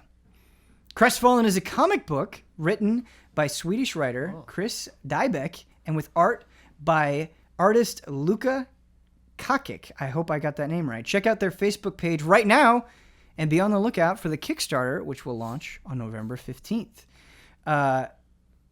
This comic book, they wanted me to mention, is done in an old school way. The art is drawn on paper, and it's not digital art. So I thought that was a really cool thing. And I think, the fantasy world of Crestfallen sounds pretty intriguing. So hopefully you'll check that out. And our final sponsor of the day decided to incorporate the Frame Trap lore into the description. The Lords of Yonder, with permission by the demons of the Frame Trap dimension, would like to share with you a glimpse into another universe. A strange, unthinkable dimension where Sega never stopped making consoles. And there was never a bad Sonic game. If this is a world you'd like to live in, even for a moment, please listen to Elsewhere Presents Sonic the Podcast, just for fans. And join host Griff Newcastle and his guests as he embarks on the psycho-spiritual journey that is loving Sonic. Simply search Elsewhere on the podcast app or go to elsewhereshows.com, where you can also see pixel art from the games of this other world. And so, for this podcast, for Elsewhere Presents Sonic the Podcast, I'll be showing some pixel art right now, and I didn't mention this during the Crestfallen part, but I'll also be showing some Crestfallen art when I'm reading that, so check that out. Little visual aids. Yeah. And now, it's time for the game. Okay. I have 5 multiple choice questions here, each with 3 possible answers, A, B, and C. Now, you must listen to all 3 options completely. We've had problems with this in the past. You must listen to all 3 options completely before answering. And if you want to answer, You have to whisper HOTTAKE into the mic. I will acknowledge you, and then you will give your answer. The first person to whisper HOTTAKE does it. Now, if you are successful in getting the most number of questions right, you have the privilege of breaking us out of the frame trap. Okay. The topic for this little quiz is video game product tie-ins. I'm going to give you a brand, and you're going to tell me which of these 3 games had a tie-in with this product. That's not saying it is the only video game that has ever had a tie-in with the product. It is from these 3 options, which of them had a tie-in with These it. I saw the brand. Yeah. And I thought when you said our sponsors, I was like, these are the Wow. ones. I was like, whoa, okay. McDonald's. Big time. McDonald's, yeah. Body spray. All right. The first brand is Edge Shave Gel. Which of these 3 games had a tie-in with Edge Shave Gel? Is it A, Batman Arkham Origins, B, Assassin's Creed Unity, or C, Battlefield 4? All of those sound very plausible. HOTTAKE. Michael Huber. C, Battlefield 4? Incorrect. HOTTAKE. Ian Hink. B, Assassin's Creed? That's correct. Oh, Ian's on the board. Was it Unity, you said? Unity, yeah. Assassin's Creed Oh, my Unity. goodness. That did sound familiar, but I don't know why they would do that. Have face glitches? Shave them off with edge body spray. Or That's edge, really good. edge shaving cream. That would have been such a face, like that face, and he's just like, Face glitch away. All right. Next brand, Subway. Oh. Is it A, Uncharted 3, B, Call of Duty Modern Warfare 3, or C, The Elder Scrolls Skyrim? The Elder Scrolls 5 Skyrim. HOTTAKE. Ian. B would make the most sense, but I want to say C, Skyrim? Incorrect. Oh. Huber, you want me to read the options again? HOTTAKE. Yeah. B, Call of Duty. Uncharted 3! Oh my goodness. Both wrong. Wow, I thought you would I get was that gonna one. go for it, but I didn't want to believe that Uncharted had Subway Nope. as a tie-in. Totally did. Yeah, So- heavily. I just didn't It want to wasn't believe in it. the game, though, right? You could, by going to Subway, you got, I don't remember what it was. I participated in it, but I don't remember exactly Double what it was. XP. Yeah, I don't know. It was something Probably. like you buy. It's on the cup. I don't remember exactly the Okay, details of okay. it, but it definitely was. But I was like, I don't remember them eating at a Subway in the game. All right, that's woof. Axe body spray. There it is. There we go. A, Battlefield 4. B, Saints Row 4, or C, FIFA 14. HOTTAKE. Huber. A, Battlefield 4. Correct. He's on the board. They were sweating. And it was like Axe body spray. Maybe I'm just making that up in my head. All right. That sounds familiar. They were playing it. Yeah. Yeah. All right. Too intense. Yeah. The next 2 are my favorite ones. So we're doing a little bit of a throwback one here. Franco-American, creators of SpaghettiOs and Raviolios. Okay. give Oh, you some man. context Now I here. miss those. I mean, SpaghettiOs still exist, I think. Yeah, but they're just not good. Yeah. I think the memory of eating that is Yeah. better than... I had a lot of them growing up. I shouldn't actually re-experience that and It's like a replace the once a memory. year. Once a I'm year buying thing. you know what? I'm buying a can of SpaghettiOs after this. If Once you a do year. that, if Once you a do year. that, tweet it. Okay. Well, I don't know about that. You gotta get the ones with meatballs though. At least text me a picture. Are the Frank ones good? Is that just disgusting? I just get the normal. What's the normal Campbell's, right? Yeah, it's Campbell's. Yeah. Chef Chef Boyardee. SpaghettiOs or Chef Boyardee. Chef Boyardee, Ravioli. yeah. That was my No, jam when I was a like, kid. I can Yeah. understand questioning the quality of SpaghettiOs, but Chef Boyardee ravioli is 10 out of 10. Yeah, it will is. not be argued Back against. when I was Yeah. a kid, that was my jam. Yeah, We it's- won't hear it. burned my mouth so many times. They just on don't that. give you enough ravioli in the can. So they sure don't. It's like it's like 16 pieces. It's like 10 pieces. No, of it's it's like ravioli. here's 2 raviolis, but it's so delicious you don't mind that much, so Yeah. you keep buying it. All right, anyway. Franco-American, SpaghettiOs, Raviolios. I believe this is before it became Campbell's. I don't know the history of it, but regardless. A, Doom. B, Donkey Kong Country. C, Sonic the Hedgehog. HOTTAKE. Huber. C, Sonic the Hedgehog. Correct. I knew it was B or C for sure. Yeah, there's All no right. way it was due. The last, Although Spaghettios. that commercial writes itself. the last one is Barack Obama. What? Barack Obama. Yep. The campaign worked with this company for promotion during the campaign. Before he was elected. Yeah, before he was elected. The first time? I believe it was 2008. Yes. Wow. Okay. I believe that is All right. correct. I don't think it was. I don't think it was re-election? 2012. I believe it was 2008, but I could be wrong on that. However, yeah, Barack Obama. EA Games, A, B, Sony Computer Entertainment America, or C, Ubisoft. HOTTAKE. Huber. C, Ubisoft. Incorrect. Ian. HOTTAKE. Yes. EA? Correct. Yay. I was like, it's not Sony. What game? What? Yeah, what happened? What were they there? doing? It was a What was bunch. Obama It was a up bunch to? of it was a bunch of EA games. I believe like Need for Speed was one of them, and you would just be like driving in Need for Speed, and you'd see like a billboard for like Barack Obama. Wow. So that was. Yeah, right. I don't know the full extent of it, but I saw that little. Were nugget people? as I Did was people doing get all up research. in arms? I imagine if somebody did that today, people would get so angry, probably. Yeah, maybe slightly less hostile times then. It's hard Maybe. to remember. I don't It's hard to even remember. But yes. Wait, did we It's like- tie? It's always 50. You did tie. So what that means is you both have to get us out of the frame trap. Oh, and okay.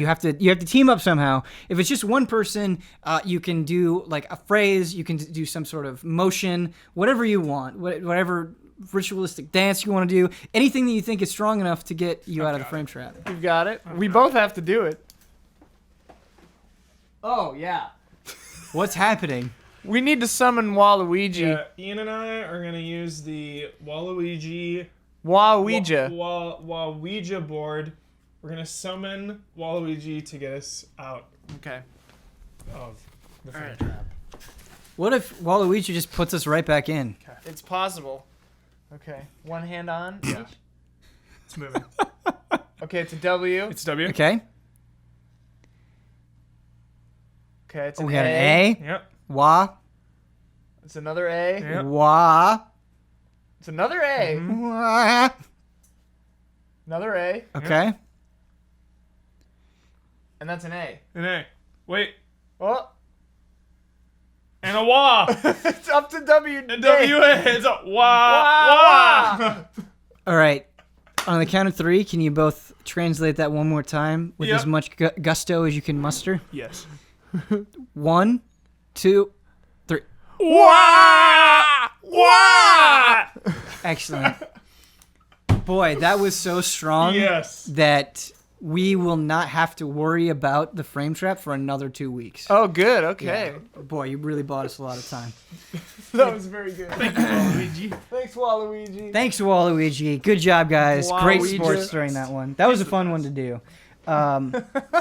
We still got a lot of games to talk about. Spoiler Hour and a alert, half you into can the get show. Waluigi in Odyssey, right? You can Wow. get the Waluigi Costume, costume. yeah.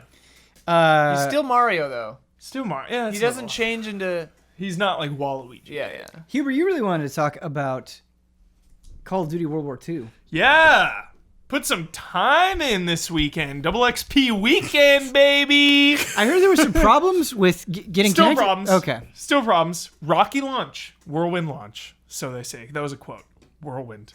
Because there's millions of players, but it's a botched launch. Whirlwind. That's a But it's classic fine whirlwind now. launch, It's yeah. fine now. Okay. Everything's fine. It was rough. Like, I wanted to start the exact second that Call of Duty launched. So I was going to play multiplayer the minute it launched. Multiplayer was down. Servers were down. Had to play some campaign.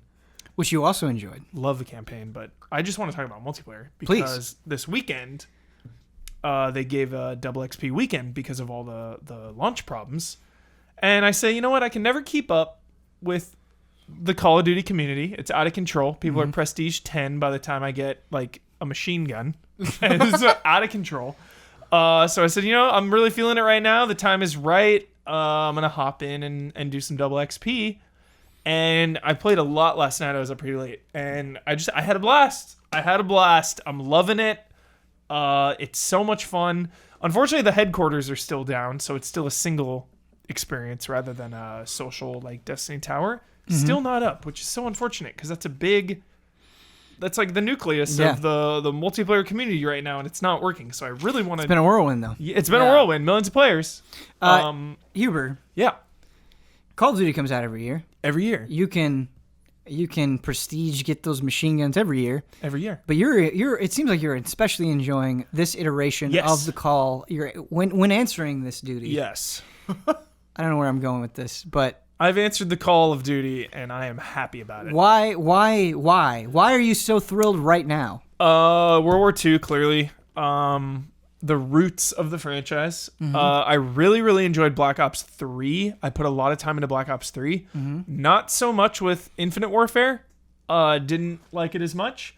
So I kind of cooled off last year, and now I'm back in World War II. But the main thing is the pace. It's just a little slower.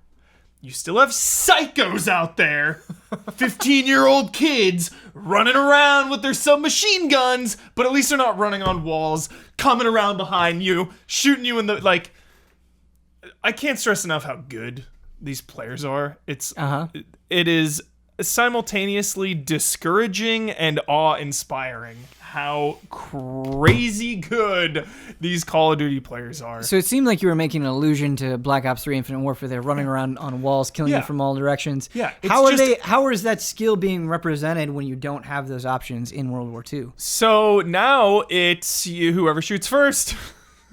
Whoever shoots first. A classic So they're just good at shooting first. Yeah. Okay. Like, all right. if you Less exciting than I thought. if you shoot first, like, you've got the advantage. You've got the numbers.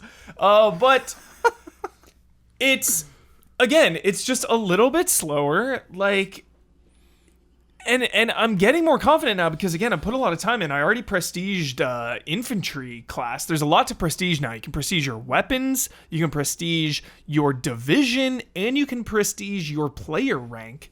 Again, there's no microtransactions. You earn credits as you play, so you earn payroll. You can't buy a currency. You can spend real world money in Call of Duty World War II. What can you buy though? I looked. Can't you? No. Am I just? Is that completely not just up yet? Yeah, no, because there's loot boxes, right? So your mind automatically assumes there's going to be real world. I guess that's what happened. Is my mind automatically because last assumed, night, unless I'm insane, unless I'm absolutely an insane person, I was like, I want to spend $5. I want to spend some money. Where can I spend $5? And I'm like looking around, like there's nowhere. You just get this. So either it doesn't have microtransactions or it has bad UI. Yes, one or the other. So you get the payroll and you get the orders and you get like loot boxes and you can get like different skins, but it's all cosmetic. I think the best thing you can get really is when you complete, because there's collections now, and a collection will have like some outfits, some emblems, some calling cards, some emotes, and some skins. And then if you complete a collection, you unlock the legendary weapon of the collection, and it just gives you plus 10% XP. So you get XP buff when you complete something. But it takes a long time to get that. Your hand motions during all of that were beautiful. Thank you. Yeah, Awesome. performance. I like Call of Duty World War II. There's also like more options rather than SMGs like Call of Duty falls into so many times. Psychos running on the wall, SMG, machine gun, pop, pop, pop, you're dead. I'm still seeing a lot of that. Of course. Yeah. And there's still a lot of it. People, it's still Call of Duty. The key thing I want everyone to take away from this, the key phrase, it's just a little bit slower, And I like that. I like that it's a little bit slower because you can get like the M1 Garen, and when people are in my kill zone, I'm all about that. Like it's mid-range. There's a lot of mid-range options now. Snipers are big. They're really strong, but they're not too OP. Like I played a lot of games and there's some snipers, but it's not like everyone is a sniper. There's a lot of cool modes. There's a war mode now, which is objective based, and that's out of control because it's just people clashing at these choke points, which gets really fun. It's so nice to hear that with this yearly game, everything you're saying just sounds like this is a change of pace, that's a change of pace. It just feels different than it usually does. Yes. But let me throw this at you. Yeah. I just pulled this up, this Eurogamer article. Microtransactions. Call of Duty World War II's loot box microtransaction currency goes live next week. I was going to say, maybe God. it's just not up yet. Call of Duty World War II's microtransaction currency used to purchase loot boxes will go live on November 14th, Activision has revealed. Tomorrow. So here it is. That's so funny and ironic because here we go. Every year, I love the zeitgeist. The Call of Duty zeitgeist, Ian, Yeah. is one of my favorite guilty pleasures as a human being. Play what you want to play. Doritos and Dew on Call of Duty launch night. It's a ritual. It's fun. I love it. I don't mind being an old man going into this young man's game and getting destroyed. Everything about that sentence is wrong. I know. I was trying to quote some like Bob Dylan there, like Bob Seger or something weird. I don't know. Now you're an old man. Have you ever said on the mic, like, to these kids that are annihilating you, hey, I'm old. Have you ever thrown that around? Take it easy. Oh, take it easy. I got my Dew and my Doritos just like you, kids. But what I wanted to drive home was that's when Call of Duty's its most pure, is that launch week. And those first 1 or 2 weeks when people are still leveling up. Obviously, you're going to get people that play 24/7 and prestige up. But it is comforting actually going into a game as level 25 and seeing some level 15s, some level 20s. Before it's prestige, meta, prestige, meta. These first couple weeks when it's the Wild West, when people are figuring it out, that's when I put all my time in. When Black Ops 3 came out, I played for like the first month. You know, I'm probably going to play this for about a month. I put a good month in, and I'm so happy and content with the month that I put in.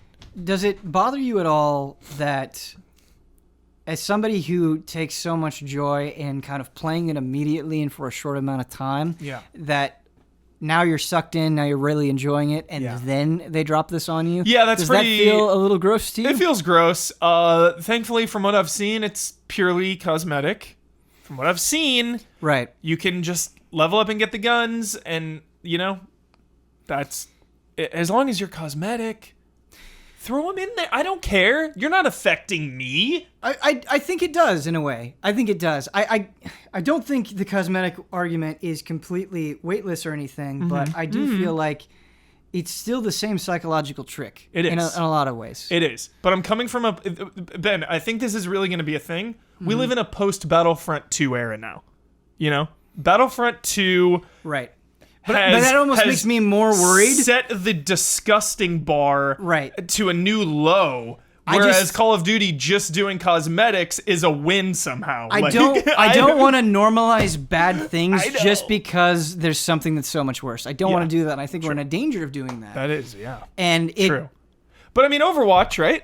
I want to bring it back to Overwatch. Purely cosmetic. I feel like people have come to terms with Overwatch loot boxes, and it's completely fine now. No, and the thing is, I'm getting back into Overwatch in a big way, and I love the ever-loving hell out of Overwatch. I really do. I genuinely enjoy it, and I enjoy all of the outfits. I think they're really well done. Yeah. But I don't think it's exempt from criticism. Of course. I look through the hero gallery in Overwatch, and I see these seasonal outfits that it's like, well, oh man, that's the coolest one for this character that I really like. When that holiday rolls around, I could just try to get it normally and save up, or I could just spend that. That sucks too, for sure. But Blizzard is wicked, but Battlefront is evil. Yeah, the thing is, like, but wickedness is still bad. Yeah, with Overwatch, they are better at their job, because they make me want to spend money on a game that I very rarely play. Right. Whereas Call of Duty's so fun, and they're apparently bad at their loot box job, because I don't want or need or crave anything. And I've looked at it all. Yeah. I don't want or need any of these, because the skins don't really differentiate themselves that much. Mm-hmm. It's like, oh, I can have a life vest.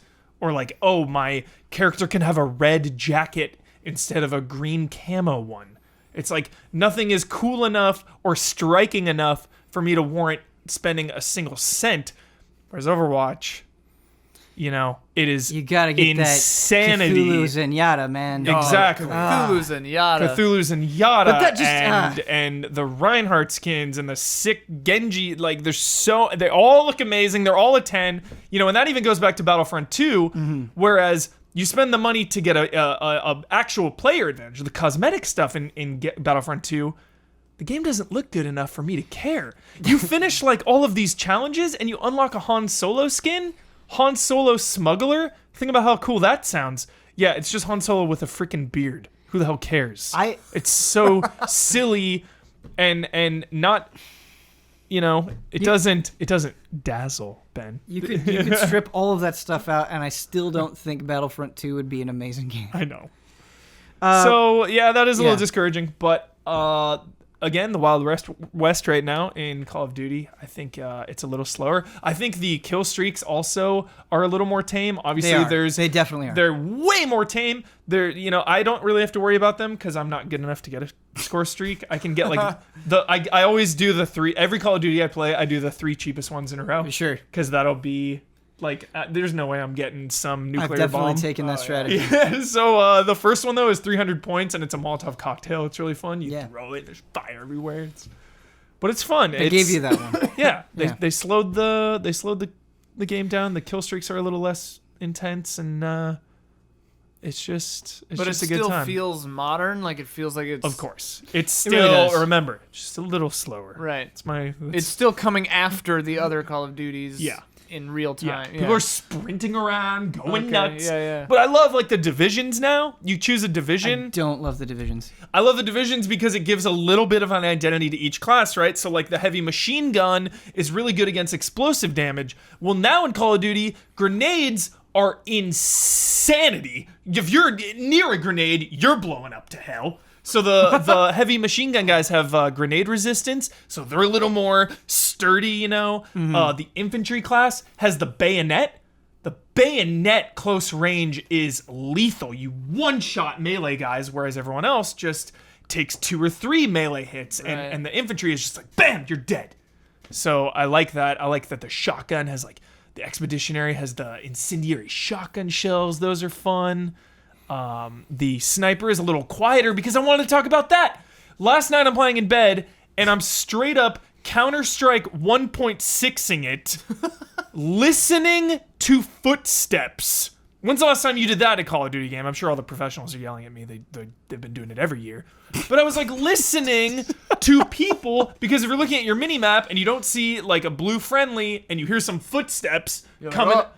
Yeah, and I'm turning around, so it's like the sniper, the infantry, or the sniper division, they get quieter footsteps, so that's an advantage. Whoa. It's like, so it's giving just a little bit of identity to each division, which I think is cool. Music during the fights? Not like just in the beginning when you start out, and then at the very end when it's like sudden death or that's like cool. It's about to end. So yeah, you heard people just coming up on me. I feel like it's cool. What you're experiencing with Call of Duty World War II is what I'm experiencing with Overwatch, where I just feel this drive and this excitement for multiplayer shooting that I have not felt in quite a long time, which is very, very nice. Yep.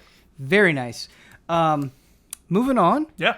Have you guys played Horizon Frozen Wilds DLC? I've not. Okay. I own it. I bought it like months ago because it was a really good advertisement on the PSN store, and it was like a discount. Yeah. So I was like, I'll buy this. So right now it's waiting to install. Yeah. You should play the regular game. I should play. Well, you've not played the regular game? What? Too many games. Too many games came out. Too many games. Because you guys haven't played it, I will keep this as brief as possible. But I would like to talk about it on a subsequent Frame Trap. The kick in the pants that I was right at the end of Horizon Zero Dawn. I believe I had 3 story missions left to finish. Yeah. And this DLC coming out, I was like, man, I really like that game. Why haven't I finished it? I'm an insane person. Let me finish it. That game is something else, and I really loved the ending. Actually, I haven't listened to the spoiler mode yet, so I'm not sure what you guys already talked about. I don't want to ruin it, but I just think the lore that they created for that universe, the reasons for why things are happening, was really fun to dig into, and just the spectacle of the fights was so good, and that carries over into the Frozen Wilds.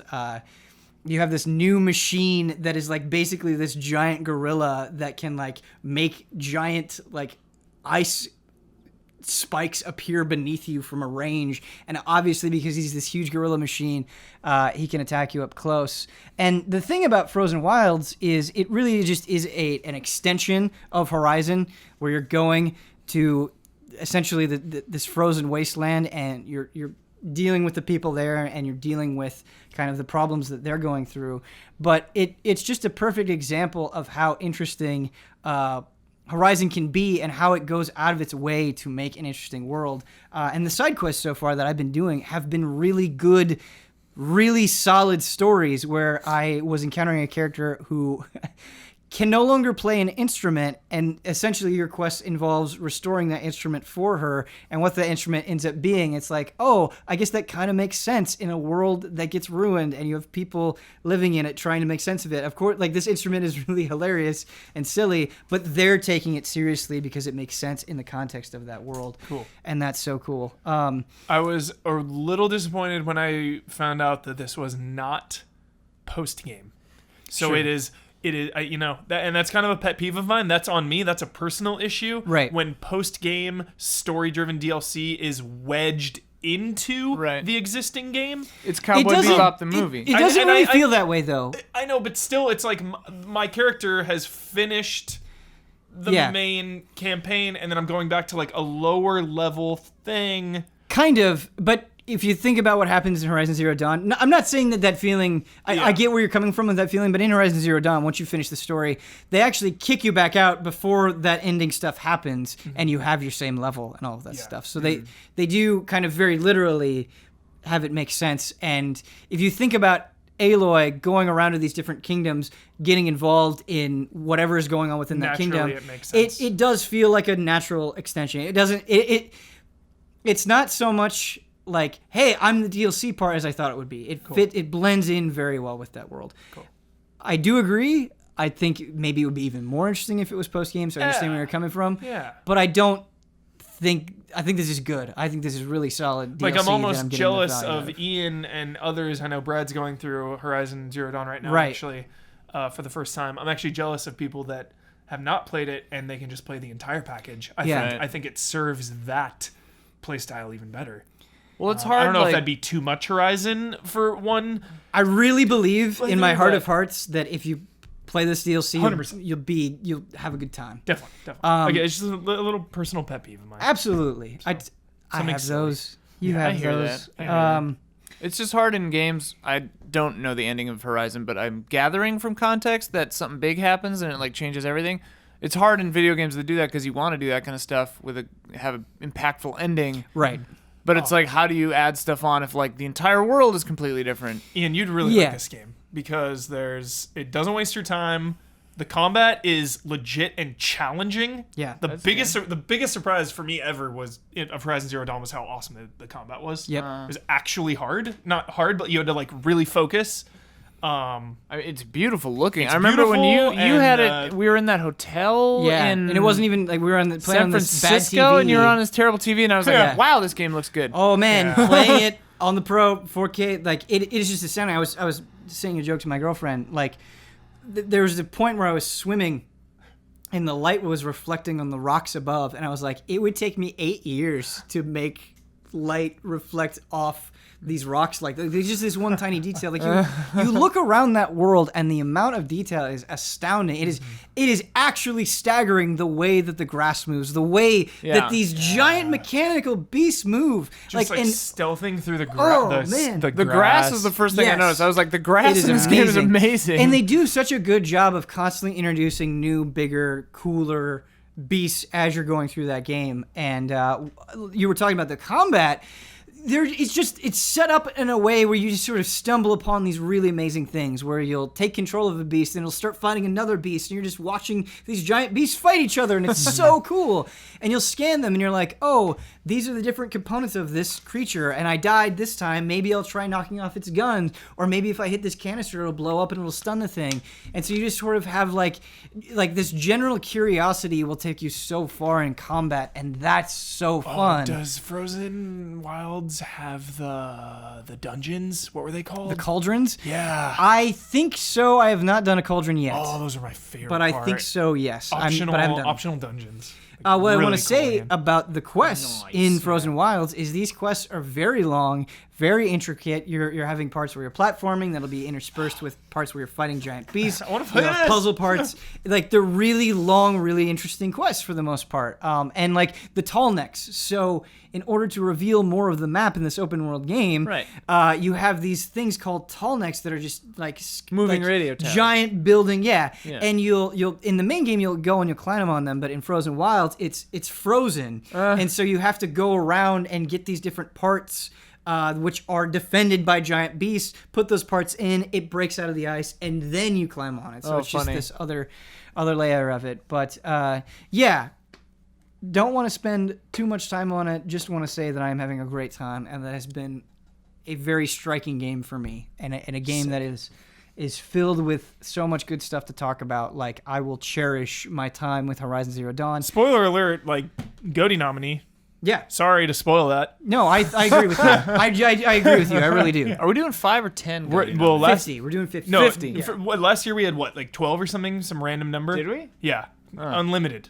If you deserve to be nominated, Okay, then okay. for Game Yeah, of I the like year. that. I like that. But I there like can be only one winner. Right. That can only be one. And the winner will be wrong if last year's any indication. We've got somebody that needs to shoot in 40 minutes. We're gonna have to pick this up. Huber, round. you wanted to talk about The Walking Dead. Oh yeah, let's get some more Hellfire and Brimstone, yeah. Battlefront style. Really briefly, really brief. I have always enjoyed Walking Dead. I love the show. Even when people were hating back on season 5 and 6, I absolutely loved it. Characters felt main characters felt vulnerable on any episode at any given time. People could die. I liked the world. I love Rick Grimes. I love Daryl and Carol. Like, there's a lot of characters I'm attached to. I remember you being very So angry back last season. then. Okay. Last I guess season. I don't know which season we're on. So we're on 8 now. Okay. 7 I could not defend. 7 to okay. me was a big step down in quality for that show. Here we are now, season 8, and it has gone so like, what has happened to this show? Again, like, I've loved The Walking Dead. I know there's a lot of people that don't like The Walking Dead at all. A lot of people bailed out many seasons ago, but I really believe in my heart that, like, it was a great show until last season, and now the trend is continuing where the show is going so downhill. It's one of those cases where I feel like listening to the fans has done them wrong. Everyone was so bored of season 7 because it was absolutely so boring. Now season 8 has gone full breakneck speed, out of control, and ironically, what's weird is they're going Netflix style where they want you to binge it, but it's a weekly show. So traditionally, Walking Dead has been standalone episodes with an overarching through line. So it'll be like, now this week we're gonna focus on Rick. This week we're gonna focus on Maggie. And it would go that. This season has been a movie style, Right. one where it ends and starts exactly in the same spot. So it's picking up. It's been Episodic versus serial. yeah. So we've been 4 episodes now, and it's been all action, and all of the action has no impact. They have the audacity to want us to care about it. A character died, not going to tell you who, but a character died, a side character, and they wanted us to be invested. And it's like, this character in 3 or 4 seasons has said 3 words. And now you're going to make some huge thing about it. And worst of all, it's just people shooting machine guns for 10 minutes at it. Just sprang machine gun fire. Like, That sounds all right. there's a suspension of disbelief. It sounds all right, but it's like, No, I hear you. I'm just making a joke. your main characters are invincible. No one's dying. You have plot armor. Right. Like, last night, it's not a spoiler. Last night, Carol was in a shootout, and she's behind a truck, and 7 people are shooting machine guns at her for like 15 minutes. She's fine. Yeah. Doesn't even take a bullet. It's just people shooting machine guns nonstop. That There's show's no never made a lot of sense. But, I like, watched last season. It was somewhat believable at the time, where I could give them the benefit of the doubt. With like the war with the governor many seasons ago, there were machine guns, but it was like they made a big deal about like getting ammo and supplies and everything. Now it is just straight up there was a scene earlier this season where like they do an infiltration and 15 people have like silenced pistols, silenced machine guns. Where are you getting all these silencers? And it's like a weird thing to nitpick, but it's really showing it this season how absurd and ridiculous it is. They got away with it like the last couple seasons, but 50 people, 100 people with unlimited ammo in a post-apocalyptic zombie setting is ridiculous. And they just insult your intelligence. All the encounters are not believable. Like, Carol shot or like opened something, and 2 of the guys are just like shooting at her with machine guns as like 50 zombies are behind them. They don't know. There's one of those things, you know? It's insulting as a viewer. I'm upset. I've committed 8 years of my life to this show, and with all the talks of them wanting to carry it on forever, we're going to do 20 seasons, we're going to do 30 seasons, we have spin-off Fear the Walking Dead, you know, money, keep it going forever. That's insulting and discouraging as a consumer, as a viewer, that really liked the show for quite a while. That's a HOTTAKE. Sorry. No, It was only I meant 4 that minutes. as a positive way. That was good. that was great. That was highly condensed anger that had a lot of logic behind it. Yeah. I just wanted to say that I watched last season as somebody who fell out of Walking Dead because I was mad at it. Yeah. I watched last season and I said never again, Yeah. and it seems like that was a Good good on you. decision. Good on you. I did that in season 2. Well, like Rick last night is driving a Jeep, chasing a guy in a Jeep. The guy in the back of the Jeep has a mounted machine gun. And Rick is just like driving like this, dodging the mounted machine gun bullets. His car is getting hit. It like smokes up a little bit. Everything's fine. Everything's like, shoot the tire. No. Everything's Maybe fine. this entire season is a dream. I A hope so. zombie is having a dream. It just sounds awful. Well, the pilot of the premiere of this actually had a flash forward with Old Man Rick, like old Snake style. He has like this full beard and a cane, and he's like all gray hair. So Rick's living. so Rick lives, unless that's just unless a dream. that's a swerve, that's him thinking of that moment when he's dying or something. Right. Who cares even at this point? I don't. There's so much plot armor for everyone. It's in a bad place right now. The show is in a very, very bad place, and I used to love it. I'm sorry. It feels terrible investing in something so much and putting so much of your heart into it and getting so attached to it and then having it betray you. Because I know I'm not alone, because like a couple seasons ago with the whole Glenn fake out, everyone was so angry. And while that was the beginning of the end, the whole Glenn fake out was super annoying and lame. I thought that season as a whole was so strong and so great. And because, you know, we're going into this trend with TV shows where the art of an episode is gone. There's no craft for an episode. It's all about the binge. It's all about trying to keep you watching. It's all about the moments. It's all about the moments. Like, we're just going to kill someone for shock. It's like the craft of a singular episode is getting lost in the shuffle. Yeah. That's why when everyone was so angry about the Stranger Things season 2 episode that I won't spoil, everyone was so angry about one of the episodes. And I loved it because the craft of that singular episode was so strong. Are we talking about episode 7? Yeah. I did not like that Oh episode. my I gosh. didn't like it either. Wow. We should really? do. We need to do Stranger Why Things though? season Why? 2. There was so much there. It was There's a lot. I have a It lot was to say about it. pointless. I have a lot to say Well, about I mean, it's super easy to be reductive about it. Like, the reason for this episode was for this reason, obviously, but like all the emotional beats there and like meeting her. Oh, dude. I really do want to get into it. Okay. And we should We talk should about do Stranger spoiler. Things We should at do a some Stranger point. Things spoiler Another time. mode. Another time.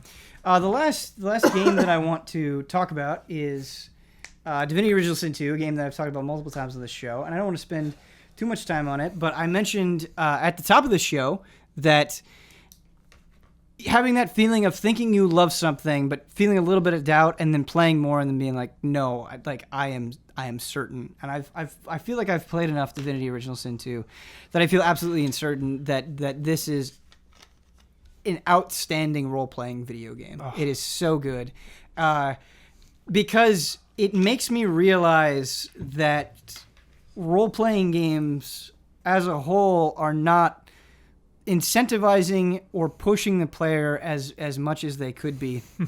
In every situation that I'm in, it is like, okay, guys are going to ambush you. How are you going to deal with this? And there's so many moments where you're caught with your pants down where you can't, there's so much of Divinity Original Sin 2 that you can't brute force, where it really forces you to think, to stop and be like, okay, I need to eke out every possible advantage that I can muster to get through this fight. And that feels so good. And I genuinely have not encountered a single side quest in that game that has been filler. It has not been filler. It has an arc. Everything has an arc. But it's not always just some story. It's not always going up to a character, them revealing something about themselves, and then you finding deeper things. Like, you're exploring this island, and you're finding these cursed items, and you realize that these cursed items are part of this magical set, and that you can scour the world, and if you get the full set, you can actually equip it and not be cursed, but you have to go through the effort of finding those pieces. A couple of days ago, I was playing it, and there was this quest with chickens that was actually really well done and kind of funny, and it was short. Not all of these quests are very long, expansive things. It was pretty quick. I did it in a few minutes, but it was so clever and interesting, and you realize that, like, I think when we talk about role-playing games, we talk about quests, and I even think about The Witcher, which has outstanding quests. It really does. We kind of just accept, like, okay, if a lot of it is good, there's going to be some filler, and that's okay. That's just kind of what happens when you have these big, huge worlds. Like, Divinity Original Sin 2 is proving to me that, like, no, you can have gigantic worlds, and that's not just space for some good stuff and some fluff. It can be space for, like, a lot of good. And like, these puzzles that you're doing, there are multiple ways that you can solve them, and it encourages you. It gets in your face and say, hey, do you have that broken ability where you can zip around? Like, use that here. And you just feel like you have so much choice for solving these things. Is outstanding. It's really, really, really well written. I had a sexual encounter with an undead that was just delightful all the way through. Like, honestly, I gotta keep playing this game. Headline: Yeah, sexual encounter with undead. I think the thing that's hard, and I think the thing that I want to say to people is, if you're not super well versed in this type of game, I think it can be a little intimidating, and I think it can be a little discouraging. Oh my gosh, yeah. It's amazingly hard. It is. Yeah. I don't care what anybody says. I think it is a hard game. Definitely. It really is. And it is a game where you start with nothing. Right. You really start with nothing. I haven't played 2, but I know I played 1 a little bit. Yeah. And I know the game it is. And yeah, it is hard. Those games are hard. It is the kind of thing, and it definitely happened with me, and it's still happening with me, where you definitely learn how to play it, but it takes a lot of time. Yeah. And I think a lot of people, hearing how good it is, are maybe going to check it out and maybe get discouraged. I think it is totally okay to, like, you can change difficulty on the fly. Nice. To play on Explorer mode, which is definitely super easy mode. Like, things are dramatically easier. Just to get a feel for it, just to kind of understand what's going on, how you're supposed to play it, and then bump it up. I think that is okay. Like, there's so much goodness in here that, like, don't let that intimidation factor stop you. Is it on console yet? Just PC? I don't think it's on console I don't think yet. it's on console yet. Because I know 1 came out on console, and then Pillars eventually came out on console, and I think that helps expand the market, obviously. It's a lot of players. The combat, because I'm, like, I don't even know what level I am, but, like, not high. And I'm consistently under-leveled, I think, because combat is, like, nearly impossible. That is the Combat thing. is nearly impossible? Yeah. So you don't want to get encounters in this game. Well, but you have to. Something that I kind of learned is, you saying that you're being underleveled, that kind of happened with me too. And what the game is telling you, and I think some people will rightfully maybe take a little bit of issues with this, is, like, experience doesn't come easy. You can't just go out there and grind and get your levels up. Like, there are long gaps between levels. Kind of like Tabletop Escapades. Kind of like Tabletop Escapades, yeah. Months. Not, yeah, a little bit different, but yes. What the game is telling you, because there are moments, like, if you're just trying to do the main story, you'll be like, okay, I'm this level, now I'm fighting things that are 4 levels above me. you really should go out there and do as much as you possibly can. Cool. Like, you got to get That's- out there. You got to get that experience from these Excellent. side quests. You're going to need it, and you're going to need it Oh soon. my god, that's like my favorite thing in video games. Right, Is everything and- you just said. And I think that would maybe be more frustrating to me if it was like a slog, but I'm enjoying these side quests so much, and I think they're so creative that I don't mind kind of that hard push to really get out there and explore as much of the world as you possibly can. Because not only that, like, when I say you start with nothing, you really start with nothing. Like, things are really expensive. A lot of times when I am going and talking to shopkeepers, is like, well, do I want to prioritize buying new skills? Do I can afford a new weapon for one of these guys? Right. Who should it be? And I think that can be a frustrating experience, but I also think it is immensely rewarding because, like, how many games do you play? How many role-playing games do you play where it's like, okay, well, I found the shop for this area. Let's just make sure everybody's upgraded.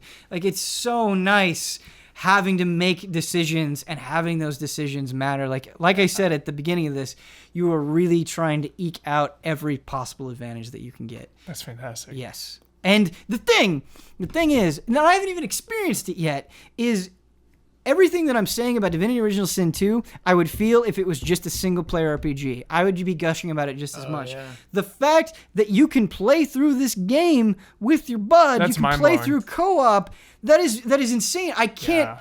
That's a totally different game. I can't think of another an RPG that is this well crafted that you can do that with. That is an option, and that this is coming from a Kickstarter game. Like, that is a Yeah. huge achievement. Yeah. And the fact that there's a whole other mode where you can make your own adventures and play through it with your friends. Like, they didn't have to do Yeah. that. They didn't have to. Divinity Original Sin 2 would still be a heck of a game if it didn't have those things. But the fact that it does, There's no Yeah. loot boxes. You can't There's no start impulses. you can't start in single player and then add a multiplayer in, which I was a little bummed. yeah. Like, you have to start the game over Oh. in Right. multiplayer. So, like, you make have to sure if commit. you intend on playing a multiplayer, start it in multiplayer. Man, that'd be fun to Um, LAN with a Oh man, roommate or that'd something. be bonkers. Yeah. That is, so Ian, this is a game that you've started, and I'm still like incredibly slowly picking away, working my way through. You started and you kind of dropped it, feels like a little bit, and you were mentioning that I combat play was it here difficult. and there. I just thought I was like hitting a combat wall where it was like I'm way under leveled, but I think I might just drop down the difficulty a little Yeah, bit. Or I think I might try to start over multiplayer because that's kind of what I was more interested in. yeah. I've seen some complaint, and I understand it, where because these fights a lot of times are very challenging, they tend to be very long, and so I Yeah. do think you can kind of run into a gamut where it's like, man, I just keep fighting things, and like these, like, very rarely do I feel like you're fighting like just one thing. A lot of times you're fighting like 5, 6 things. You're fighting big groups of things, and so these fights can feel very intense, very draining, and very long. And so I do think that can potentially wear on you. But I will say, moving throughout that game, Divinity Original Sin 2 does keep throwing new things at me, and I've definitely gone long stretches where it's been more about exploration and dialogue and puzzle solving than it has been about combat. So I Yeah. do think there is a healthy amount of variety in there. But Nice. yeah, it has really impressed me, and it's one of those games that I think is so consistently good that it sort of makes you take a step back and re-examine the whole genre and what it can do and what you should be expecting out of these things. Yeah. So That and Pillars, baby. Pillars, Good yeah, time to be alive. PC gaming. right. Oh, that's on console too. Yeah. But you know what I mean. Those old school Yeah. PC Yeah, RPGs. maybe this is an unfair thing to say, but Divinity Original Sin 2, like, I really like Dragon Age Origins a lot. It's a game I hold in high regard. I really like Pillars of Eternity. I really like Wasteland 2. Divinity Original Sin 2, specifically the time that I've spent with it so far, gave me the feelings that I had with Baldur's Gate 2, gave me the feelings that I had with, like, Icewind Dale, Neverwinter Nights. Like, that was a sort of, those are games that I grew up with, and I haven't felt those feelings as strongly as I'm feeling it now with Divinity. Nice. But the thing is like, it's not an imitation of those games. It's not. It is doing new things. It has a bunch of different mechanics. It is just not like, hey, let's return to the classic era. It's not content with just doing that. And so, yeah. Can't say enough good about that game. Wow, we're 2 hours into this podcast, and I'm a little caught off guard. because I feel like we've talked about so much, and we still have so much to talk about. Are you ready, Ian? I think so. Are you ready for the HOTTAKE? Thank you. I wasn't ready. I I'm never ready. Thought I was ready. We are, unfortunately, with the bi-weekly nature of the show, this is not coming out in the immediate aftermath, but I still think, I really was like, no, I still want to talk about this. I still personally have strong opinions on this. I wonder if these panelists will have still strong opinions on this. There's been a lot of controversy with the Paris Games Week Last of Us 2 trailer. And to give it context, this is a trailer that is absolutely intentionally deceiving, where you don't know exactly what's going on with these characters who are women, and in the trailer, it is very graphically violent. And there has been controversy. I don't want to be too reductive about this. I do want to present multiple sides to this. There's been controversy that because it's very bad at establishing context, and it is so graphic with this violence that in a weird way it is using violence specifically against women to promote a game, and that is strange and probably not the best way to make an advertisement. Now, people on the other side of this have come out and said that this is a world, Last of Us is a known quantity, where it is graphic by nature, and it has previously established that horrible things can happen. And so what I want to present to you, first of all, I think to lay the groundwork for this HOTTAKE discussion is, do you think that this trailer took it too far? What was your personal response to this trailer? As a fan, I loved it. Why did you love it? I loved this trailer. It was a very intense tone. The tone of this trailer was dark. I love dark things. I love brutality. I am a freak. I am sadistic, but I loved it. And I loved there was an uneasy alliance. And then there's the big reveal at the end. I thought it was a great paced trailer. It gave me Kojima vibes. It gave me Phantom Pain or Ground Zeroes vibes. And just the story that the trailer told. It's like these two archers come in, like they're not even worried about the woman being hanged. And then of course the clickers come out through the darkness. So I thought it was like a very well paced trailer that got me extremely excited for The Last of Us Part 2. Did you see the trailer, Ian? Nope. Okay. That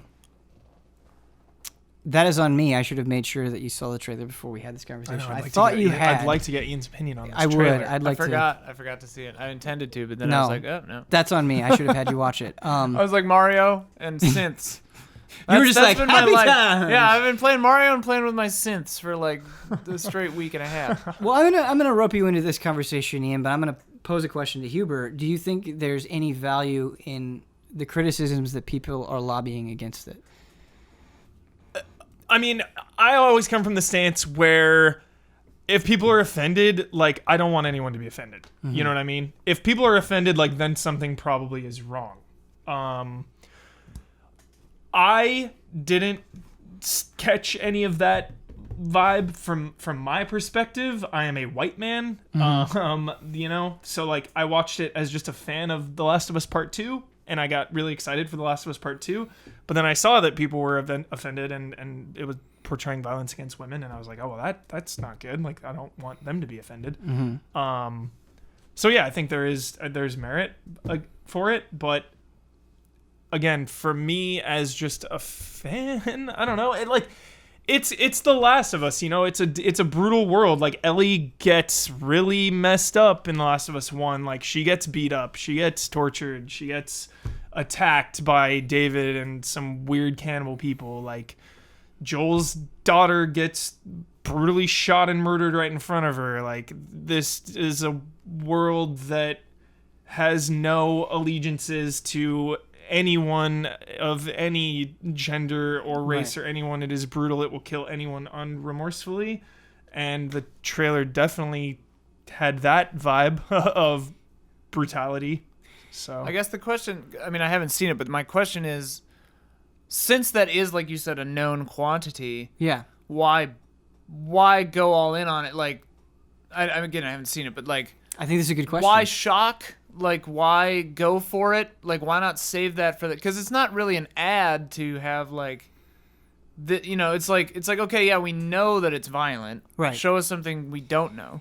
Well, I think the intent of this trailer, from my perspective, I'm not saying this was the intent. This is my own personal viewpoint, is that I think from a creative standpoint, it was there to remind you how despicable this world can be, and to show it from characters that you don't know, that you don't understand. And I think it is supposed to be bewildering, but also remind you how long this has been going on and how universal it was. And I think that is effectively managed when you throw us to a whole different group of characters that are treating each other just as despicably. And I don't remember any backlash with Tomb Raider. Lara Croft gets attacked by. There was backlash. Okay. Yeah. See, I didn't. Even They were realize. like, this is torture porn, like blah. Okay.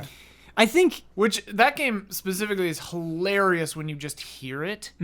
Like Omar was playing it in his room, and the speakers were loud enough that I could hear it, and it sounded like a porn. Oh my gosh. Kind of, but with gunshots and breaking logs. Like, it was hilarious. Wow. I think it is impossible to deny that we live in like strange, trying times. I mean, you just look at the news. The number of sexual assault allegations that have dropped like in the last 7 days has been like disgusting and overwhelming. Yeah. And there's a lot. Like that is just one example of many things that are going on in the world right now. And so I think we are coming into it with like real stresses that we're dealing with, trying to examine what this media is presenting us. And I think that's important to do. I think we should be examining what's happening with media.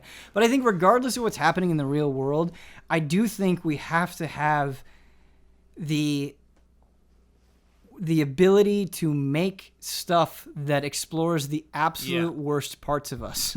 I think we have to. And I do think that is a different thing than what we are actually dealing with real people. Because video games are weird, like they've made World War II entertainment. Like, this is not new, We kill people for fun in video games. So it's... I understand that people can be so offended at so many video games because it is a weird thing to be entertained by such a tragedy like World War II, where so many people died brutally, and here we are sitting in our living rooms like having Mountain Dew and celebrating it. Like it is. Right. You're talking about weird. Double XP in the context of one of the greatest human tragedies ever. Right. Exactly. So I it weirds me out sometimes in the privacy of my own home and on this podcast. Like, I get weirded out.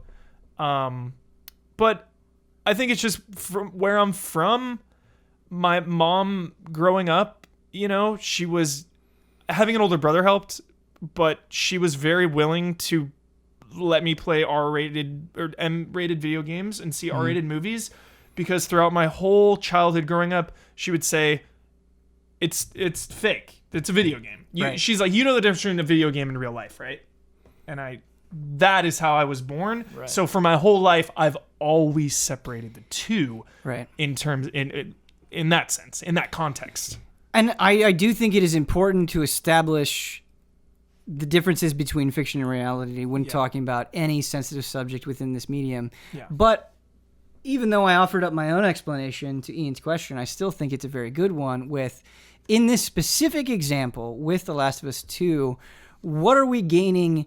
Like, is it enough to re-emphasize how brutal the world is? Like, do you feel like, Huber, like, what do we gain from this trailer? What did this trailer add to our knowledge and appreciation and the presentation of the world of The Last of Us? It brought... So those two, like, archer people that come, or the one that comes and saves, and then they, like, don't help out the girl, but then they eventually... Like, it's just showing more parties. It's showing people reluctantly team up against even greater evil, because the woman being hanged, like, those other... The villains of the trailer were crazy. There was like bodies hanging, and they were like strangling this person. They were pretty savage. So to me, it brought, like, a similar thing's happening on The Walking Dead right now, where it's like just basically good versus evil, and like even the good people are doing bad things, but it's like coming together to fight the bloodlust and the hatred, you know.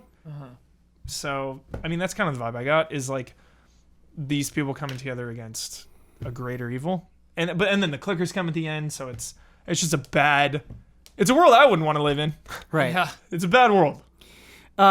Ian, do you think we're people that make stuff and put stuff out there and have to be conscious of how we're presenting ourselves and the messages that we're both saying and endorsing.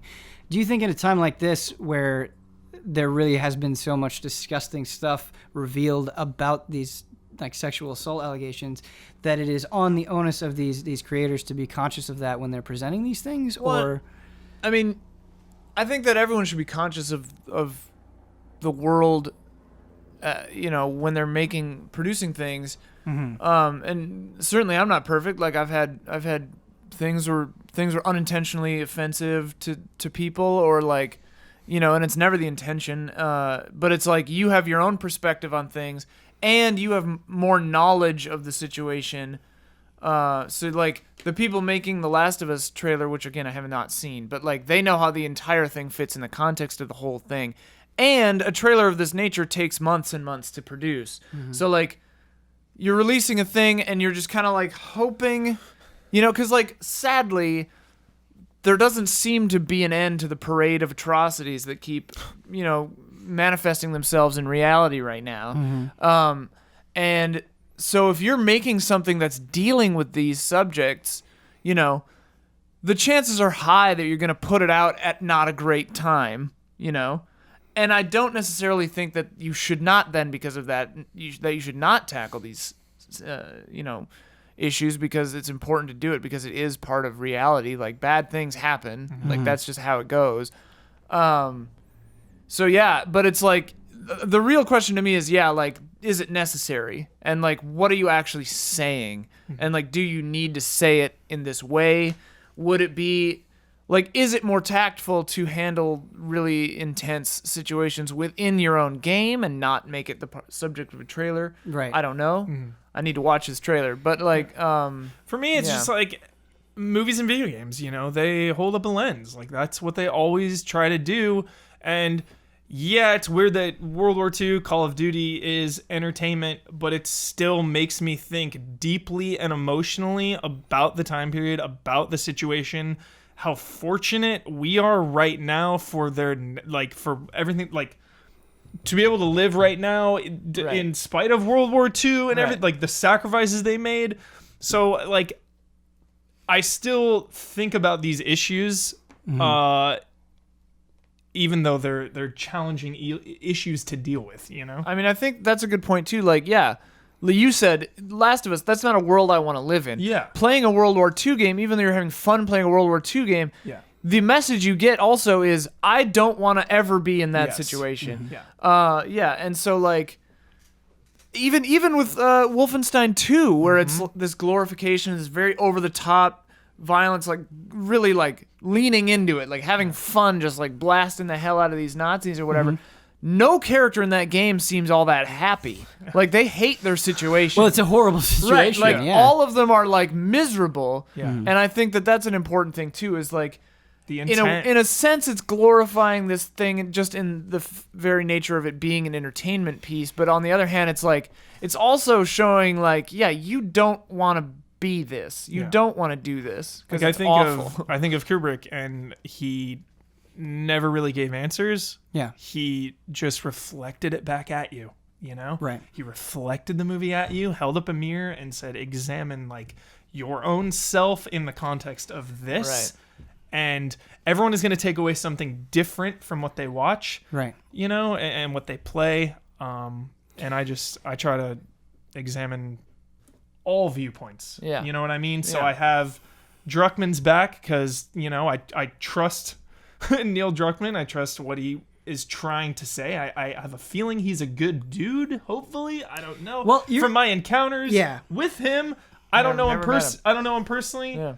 I like Naughty Dog games, but at the same time, people are really offended by this, and I Right. need to accept that viewpoint too. So I don't like putting things in a box, Right. And I want to take all viewpoints with, serious issues. That's the thing with opinions, right? It's like that's a person's opinion, and you have to respect that person. You can't say no, your beliefs are wrong. Yeah. Yeah. Like, I mean, Last of Us is a perfect example. Like, I didn't like Last of Us 1, but like, I don't hate you for liking it. Like, I don't hate you for care. not Like, it's liking it. great. Yeah, it's fine. Yeah. But like, If only the world could work if that the world way. worked that way, yeah, it'd be great. I mean, like, but that's the important thing is, yeah, you have to be respectful of all these viewpoints. Like if anyone, like, that's the thing is people get upset when people get offended, and it's like I get curious, Right. Right. Someone's offended, like I don't. Is there something I'm not seeing here? Yeah, Right. Like if anyone is offended, I believe them. Right. You know what I Oh, mean? yeah. That's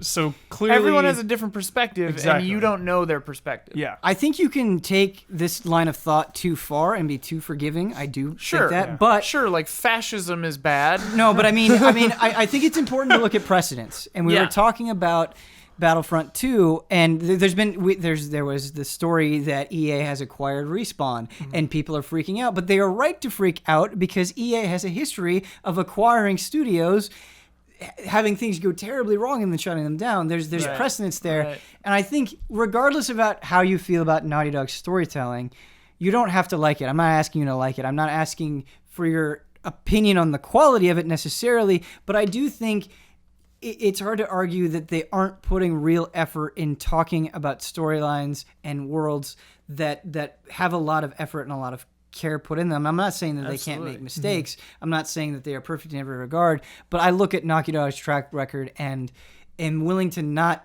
jump down their throat on this because it's like, wait, let's see see the full extent context. of Let's it. see how this all shakes out. Whereas like Titanfall 3, I think it is totally fair to be worried about whatever microtransactions are in that thing. Yeah. I think that is extremely reasonable based on precedents. And I think that is generally what I am arguing for is I think it is easy. And you're right. I think if people do get upset, to not brush that under the rug, Yeah. to say like, hey, Have a conversation. Right. But I Right. also think it's important I think it's very easy to get upset by so much, especially in an age where everything is so bite-sized. Yeah. And it's Yeah. so easy to form Everything's your out of opinion. context. It is so easy to form your opinion on so few characters. But I encourage everyone as much as possible. And I know it's hard. I get irritated by the slightest thing and assume an opinion based on not enough evidence. I do that too.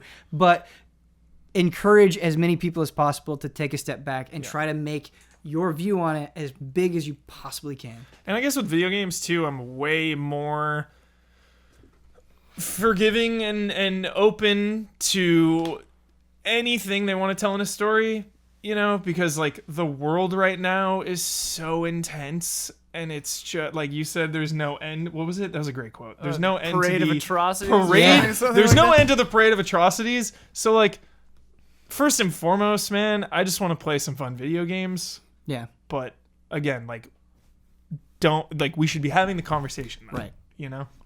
So I mean, I think it's cool that sort of along the lines of what you were saying is companies, creators, artists that are making things that are challenging, and art, I think a lot of times should be challenging. That's important. And yeah, it's not always going to hit, and it's not always going to be it's not always going to be the most They're going to miss take. their own message sometimes. Right. Yeah. Yeah, exactly. And it's like when you put something together and then you put it out, you can never be sure of what the reception is going to be because you probably haven't thought of every angle. And Right. like, yeah, when you put something out that's even a little risque, there's a good chance that you Right. probably missed something that you didn't think like, oh yeah, like it's obvious now because I've listened to the criticism that that was Right. a terrible idea. Right. Because even a big team of people in their own way are limited by their own history and Right. set of experiences Right. and yada yada yada. No one can be for me, I guess it caught me off guard because it was nothing new for me with The Last of Us. Sure. Like I sort of felt the same way. Ellie Yeah. is a child that gets attacked by fully grown men Yes. that Right. want to do very, very bad things to her. Right. Right. And this was no different. Right. So, but it didn't. The story with The Last of Us there is it didn't just end like the point of it isn't that she's this little girl that gets beat. Like there's a broader narrative. And that's what we need there. to see with The Last of Us too, for sure. Yeah. Are we ready to wrap this show up? Sure. Ready to move on to emails. I appreciate your opinions. I want you to see the trailer. I do. I'll I want you watch to see it too. I'll watch it after this. Yeah, I'll watch it. This first email, I really liked this one. I thought this was a very thoughtful email called The Depreciation of Greatness, sent in from Joshua. He says, "Howdy, frame trappers." I like that too. The Legend of Zelda Breath of the Wild came out this year and blew many gamers away. Kind words have been heaped at the game from CD Projekt, Ubisoft, Blizzard, Edge Magazine, even went as far as declaring it the greatest game of all time. It's clear to see that in some capacity, this game has made an impact. However, not everyone is pleased with the new direction the series has taken. And a complaint I've heard recently put all this positive language into a familiar light. It's just a tech demo for Nintendo's latest physics engine. Years ago, Half-Life 2 released to rave reviews, including being given its own greatest game of all time accolade. And yet now I can't seem to find much positive discussion about Half-Life 2 at all. The current discussions regarding the game revolve around a few points that I keep hearing repeatedly. It's just a tech demo for the Source engine. The gunplay is dated. You had to be there in 2004 to understand why it is good. When I revisit Half-Life 2, several great elements of the game are still as striking now as they were then. The great pacing, whether I'm running through Ravenholm, slinging saw blades at zombies, or leading antlions through Nova Prospect, there's still several great weapons like the sizzling crossbow, the revolver that kicks like a mule, and the combine ball launcher. The well-written, memorable characters with top-notch voice acting still leave a lasting impression to this day. This fantastic game isn't even very long, clocking in at only 10 to 12 hours. This leads to my question: why are people so insistent on the notion of games aging, while other forms of media like music or film last a lifetime? The Beatles and The Wizard of Oz are still heralded as classics and will likely outlast all of us. Does the march of time and advancement of technology truly diminish gaming's past achievements? Will the next big Zelda game invalidate all of the great things we've said about Breath of the Wild because it just does those things better? Well, first of all, I like this question. This is a really good question. But film is a weird thing because the technology of film, obviously the evolution of black and white into color and all this stuff, like obviously the technology has been improving over the years and digital is a huge new thing. But like film is a weird thing because they made a standard and then we all kind of stuck to it. 24 frames per second. Right. The evolution of editing took a while, but like the language of film and the technology of film sort of got there, and then we stuck with it, and then we were like, oh, let's do it in color. And it's like, all right, okay, let's have talking, not in that order. Right. Advancements in technology are absolutely very important in film and in music, but I would argue no medium is as tied to its technology as video games. Because video games are technology. Right. Like it's tied to it inexorably. So like, especially of games back in the PS1 era, especially, but like games that were trying to be cutting edge on tech, and this happens as movies as well. Phantom Menace jumps to mind. But like when you try to be cutting edge with CG and graphics and stuff, it just ages terribly. That's a perfect example of that. But yeah, with film and music, I think that there are people still do look at them. You use the word classics, like Wizard of Oz is a classic because it did a lot of things first. It was really interesting in a lot of ways. But you watch that now, and the pacing is slower than movies are now. Like things are a little different. Right. So they do date and they do age. Even Blade Runner 1 compared to 2 feels longer than 2. The difference, though, what's cool for me is like movies, the technology and everything. Like if a movie was made in the 70s, like I get to see the 70s. I kind of get to go back in time. I totally agree to see the 70s. Whereas like a game from the 90s, like I don't get that sense. I just see the video game technology at that time. I don't get to see the world really through it. Whereas a movie is a little more. I don't agree with that. Worldly, like if they're walking down Hollywood Boulevard in Chinatown or something, like I get to see it with my own eyes. Like whoa, there's like Hollywood Boulevard.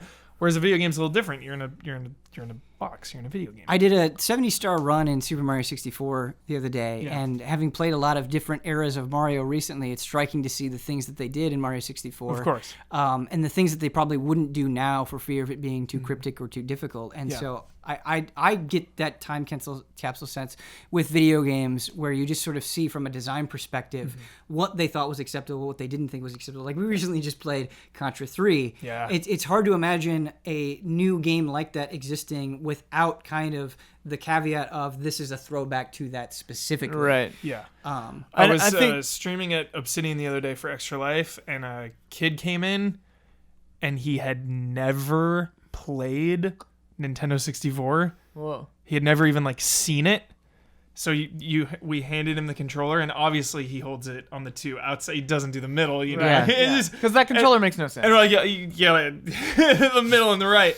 And I thought that was just such a trip. It's like, oh my goodness, That's adorable. Well, something that comes to my mind that I think I've mentioned before, but the difference between choice and just trying to do the best, do everything you can, is true in movies and in video games.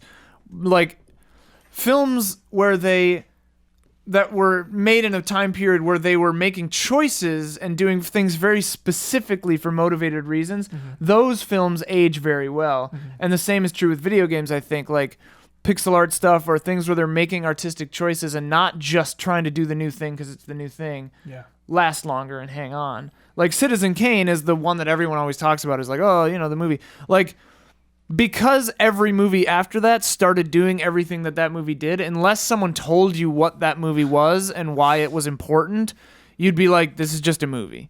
Yeah. What? Like, it's good, but what? But if you understand the cultural significance, it has that whole other level. So, Right. Yeah, knowing Half-Life 2 is the one that started all this stuff does add that level to it.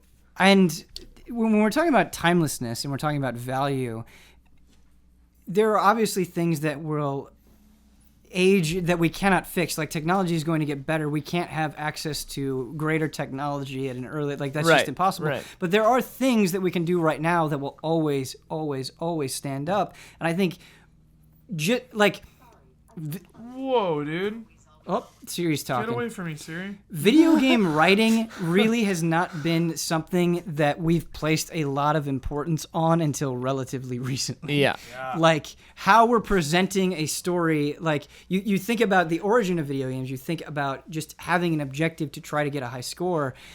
It's been a slow, gradual process into things. And I still don't think video game writing is as consistent as it needs to be. Like when I'm presented with good dialogue, well written, concise, that clearly went through several rounds of edit dialogue. Right. It's still that's nice, and doesn't happen as frequently. Well, and just as it could. the philosophy of how to tell a story in games is still evolving too. It is, and there right. are of course different camps where it's some are trying to emulate filmic languages and others are trying to make games kind of have their own storytelling style, and it's very interesting. Yeah, good stuff. Depreciation of value, on another. This is kind of a whole nother tangent. Yeah, but I maybe I saw things differently. But my perception when it came out, okay, insane amount of positivity and hype the week before and the week during when it came out. Right. The new it, and then it was nothing but negativity. It's Nothing not. but It doesn't negativity. just happen with it. I saw that with where something comes Zelda out as right well. away, and there's so much hype and love, and then the conversation narrative shifts to, well, it's not that good. Yes, Stranger because Things also. Yes. Yeah. Yeah. Oh man, And it's so frustrating. fast. It's Despite not liking that one episode, Stranger Things is great. Yeah. In my opinion, anyway, but I totally agree with you. It's something that drives me up a wall. Yeah. Where because it's you have this segment of people that it's they're not even mad at the thing; they're just sick of hearing about the thing because it's so easy to hear about stuff now. True. And it's just they get annoyed by it before they even experience it for themselves. right. And Or so it's it's a think piece against other think pieces. right. It's you liked it. Well, how about this? Right. It's against top you, 5 things people didn't notice about that super popular thing, and it's Yeah. of course we don't want to fight against legitimate, reasonable criticism, but so much of it is presented as not like a here's what I think, but it's like a here's why you're wrong. It's like needlessly antagonistic, like it's yes. Yeah. Yes. Yes. Yes. I mean, that's the whole thing. I watched Amanda Knox the other day, and I'm just thinking about how the news is commodified and information needs to like sizzle and be sold. Yep. Have you seen Nightcrawler? Yeah. That And I'm sounds just good. like, I didn't like it actually. I think maybe I watched a weird version of it. But like that's like I think that's wrong. Like information should be information, right? And it shouldn't have a price tag on Nope. it. And like that's why all news, like everything all of humanity does is suspect because it's trying to make money. Right. You literally cannot trust anything because someone is going to make money on it. Keep and it's those just you like love close. Can we trust? Right. Can we trust ourselves? Yeah, I mean, I guess in a situation like ours, not just trying to tout it, but like where it is less of a direct payment structure, like maybe that's a better way to do it. I don't know. I always doubt myself. Like Yeah, I do doubt too. myself This too. Last of Us 2 conversation has me doubting. It's Yes. like Right. it's like who am I to even comment on this? Right. Where like people are offended, like something's wrong, you know? Right. I agree with What you. have I done wrong? Am I doing something Right. wrong? Like Every time I get on But a that's frame good. trap, That's a good thing. Like the Yes. fact that you Yes. have that capacity to Yes. say, "Am I wrong?" is very important. Good. And I I wish feel more that people way. were doing that. that's Yeah. like I makes feel me like feel- that makes me Yeah, feel no, loved. that's great. this is a 3 hour long If you're podcast. worried at all, Yeah. you're doing good. And You're I on the feel right like start. I feel like every episode we say something that is not correct, not because we want to, and I don't think that should ever be an excuse. We should try to know what we're talking about as much as possible, but like obviously we're gonna mess up. We're humans. yeah. We're gonna. That's why I think it's All just the you need time. to establish with your audience. It's like no, you can point out when we're wrong. You can point out when we say things that are just factually incorrect. We have to wrap this up very quickly. So I'm gonna move on. We normally do 3 emails. We're gonna do one more email. Okay. Finale. Saw somebody outside the window. We're gonna there. try to do 4 next time. We'll do 4 next time. Yep. do 6. Yeah. We'll do 4 next time. 9 emails coming your way. This is from Lasercat. You need to save the world, but you decided to go fishing. Hello, allies. I was talking to a friend of mine about Zelda Breath of the Wild and how long it took him to beat the game. I was surprised to find out he nearly played double the amount of time I did, over 100 hours, before going to the castle. I asked why he didn't try to save Zelda sooner. I mean, that's why you are here to save her, right? Mm-hmm. That's why you're in this world, is to save Zelda. He said he wanted to Well, get you're there all to kill Ganon, but all yeah. the shrines and complete a bunch of side quests, etc. During this, I imagined Zelda just sitting in the castle while Link is doing all these menial tasks like catching fish or trying to find all these Korok seeds. My question to the allies is, do you like to RP your adventure as if there was a time limit to saving the world? Do you think games like Zelda Breath of the Wild would have been more interesting with an in-game timer, or does your love of fishing take priority to saving the world? Would love to hear your thoughts. I'm a completionist, so I succumb to all of these side quests and whatnot, and I am so in love with The Witcher 3. It is one of my favorite video games ever made, but I ran into the problem with The Witcher 3 where it's like, oh my god, the Wild Hunt, the end of the world, it's coming. How about a game of Gwent? Right. You know? Right. So that kind of hurt me near Right. the end of The Witcher 3 where it was like, that the open world nature of it all. And I think that's why I'm so maddeningly in love with The Evil Within 2. Oh, that's just madly. I am smitten with The Evil Within 2 because it is a restrained open world at some parts, and it never runs into that problem where it's like, well, Sebastian needs to be saving Lily right now. What is he doing? Messing around, fishing, or doing? It's like, no, the open world parts are very, he's getting supplies, Right. and they're short enough as to where the pace never gets thrown off like that. Sure. I love that. I think it's on the designers more than I think it's not on the player. Like if the game is built so that you can go fishing when you should be saving the world, that's on the game designer. I don't agree. Well, but here's what I'm saying is I think that people are getting smarter about it. Like what he Yes. was saying is it's built into the story where there are chunks where you do that and then other chunks where you go for it. And I think an important thing to note about Zelda Breath of the Wild is Zelda hasn't been captured. She's not exactly in like duress. She's been holding off Ganon's evil for 100 years. So it's like she's maintaining a status What's quo. another week?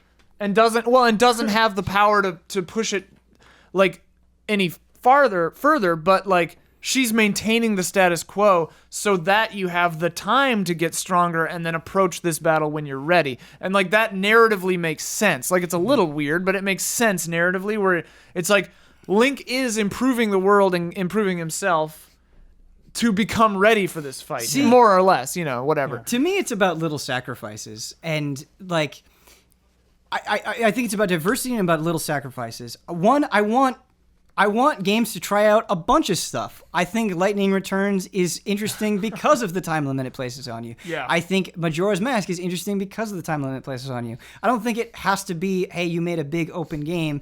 Right. You can go do whatever you want. But sometimes I like it when there is a big quest waiting for me whenever I want to go do it, but instead I'm going to do 10 hours of Gwent. Yeah. I like that experience too. And I think from a game design perspective, it is okay to not have everything make contextual sense all the time in order to add this really cool feature that adds a ton of stuff and enjoyment. Like, I'm willing to make those solid contextual sacrifices some of the time to have more diversity within the games themselves. I think that's okay. I Well agree with that wholeheartedly. I would also just say that like game designers though still try. Absolutely. If you can make a thing make sense, Yeah. Yes. make the thing make sense. Yes. Because even within, Yes. again, that's on a full open world game, so Right. it's a little different.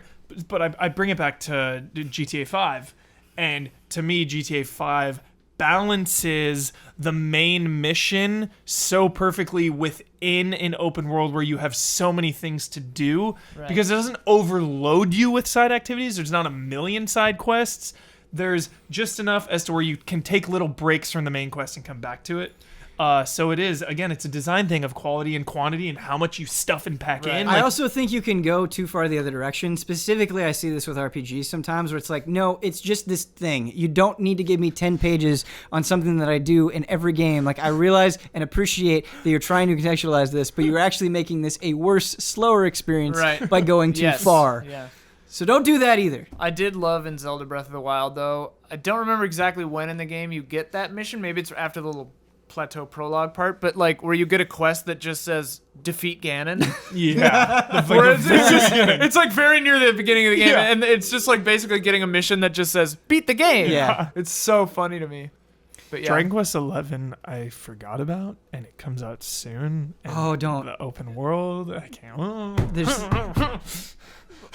like Dragon Quest 11, I will give my life over to when it comes, but have no time I have until all the that time. moment. Yeah, like everything is gone. Right. When 11 comes. Yeah. There'll be And a that joyous is- time. that That'll be is- joyous time. It is, and that is a game where I want to go fishing. Like, Yeah. I don't want to. I'm not going to beat it. Sorry, yeah. not beating it for like 3 months. I'll Right, be fishing. right. I'll be at the casino. Yeah. All right.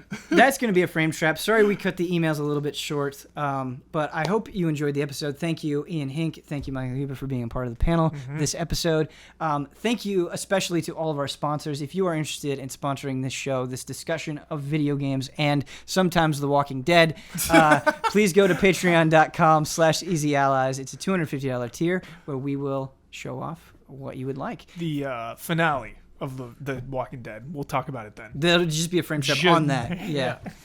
Thank you all so much for watching. Until next time.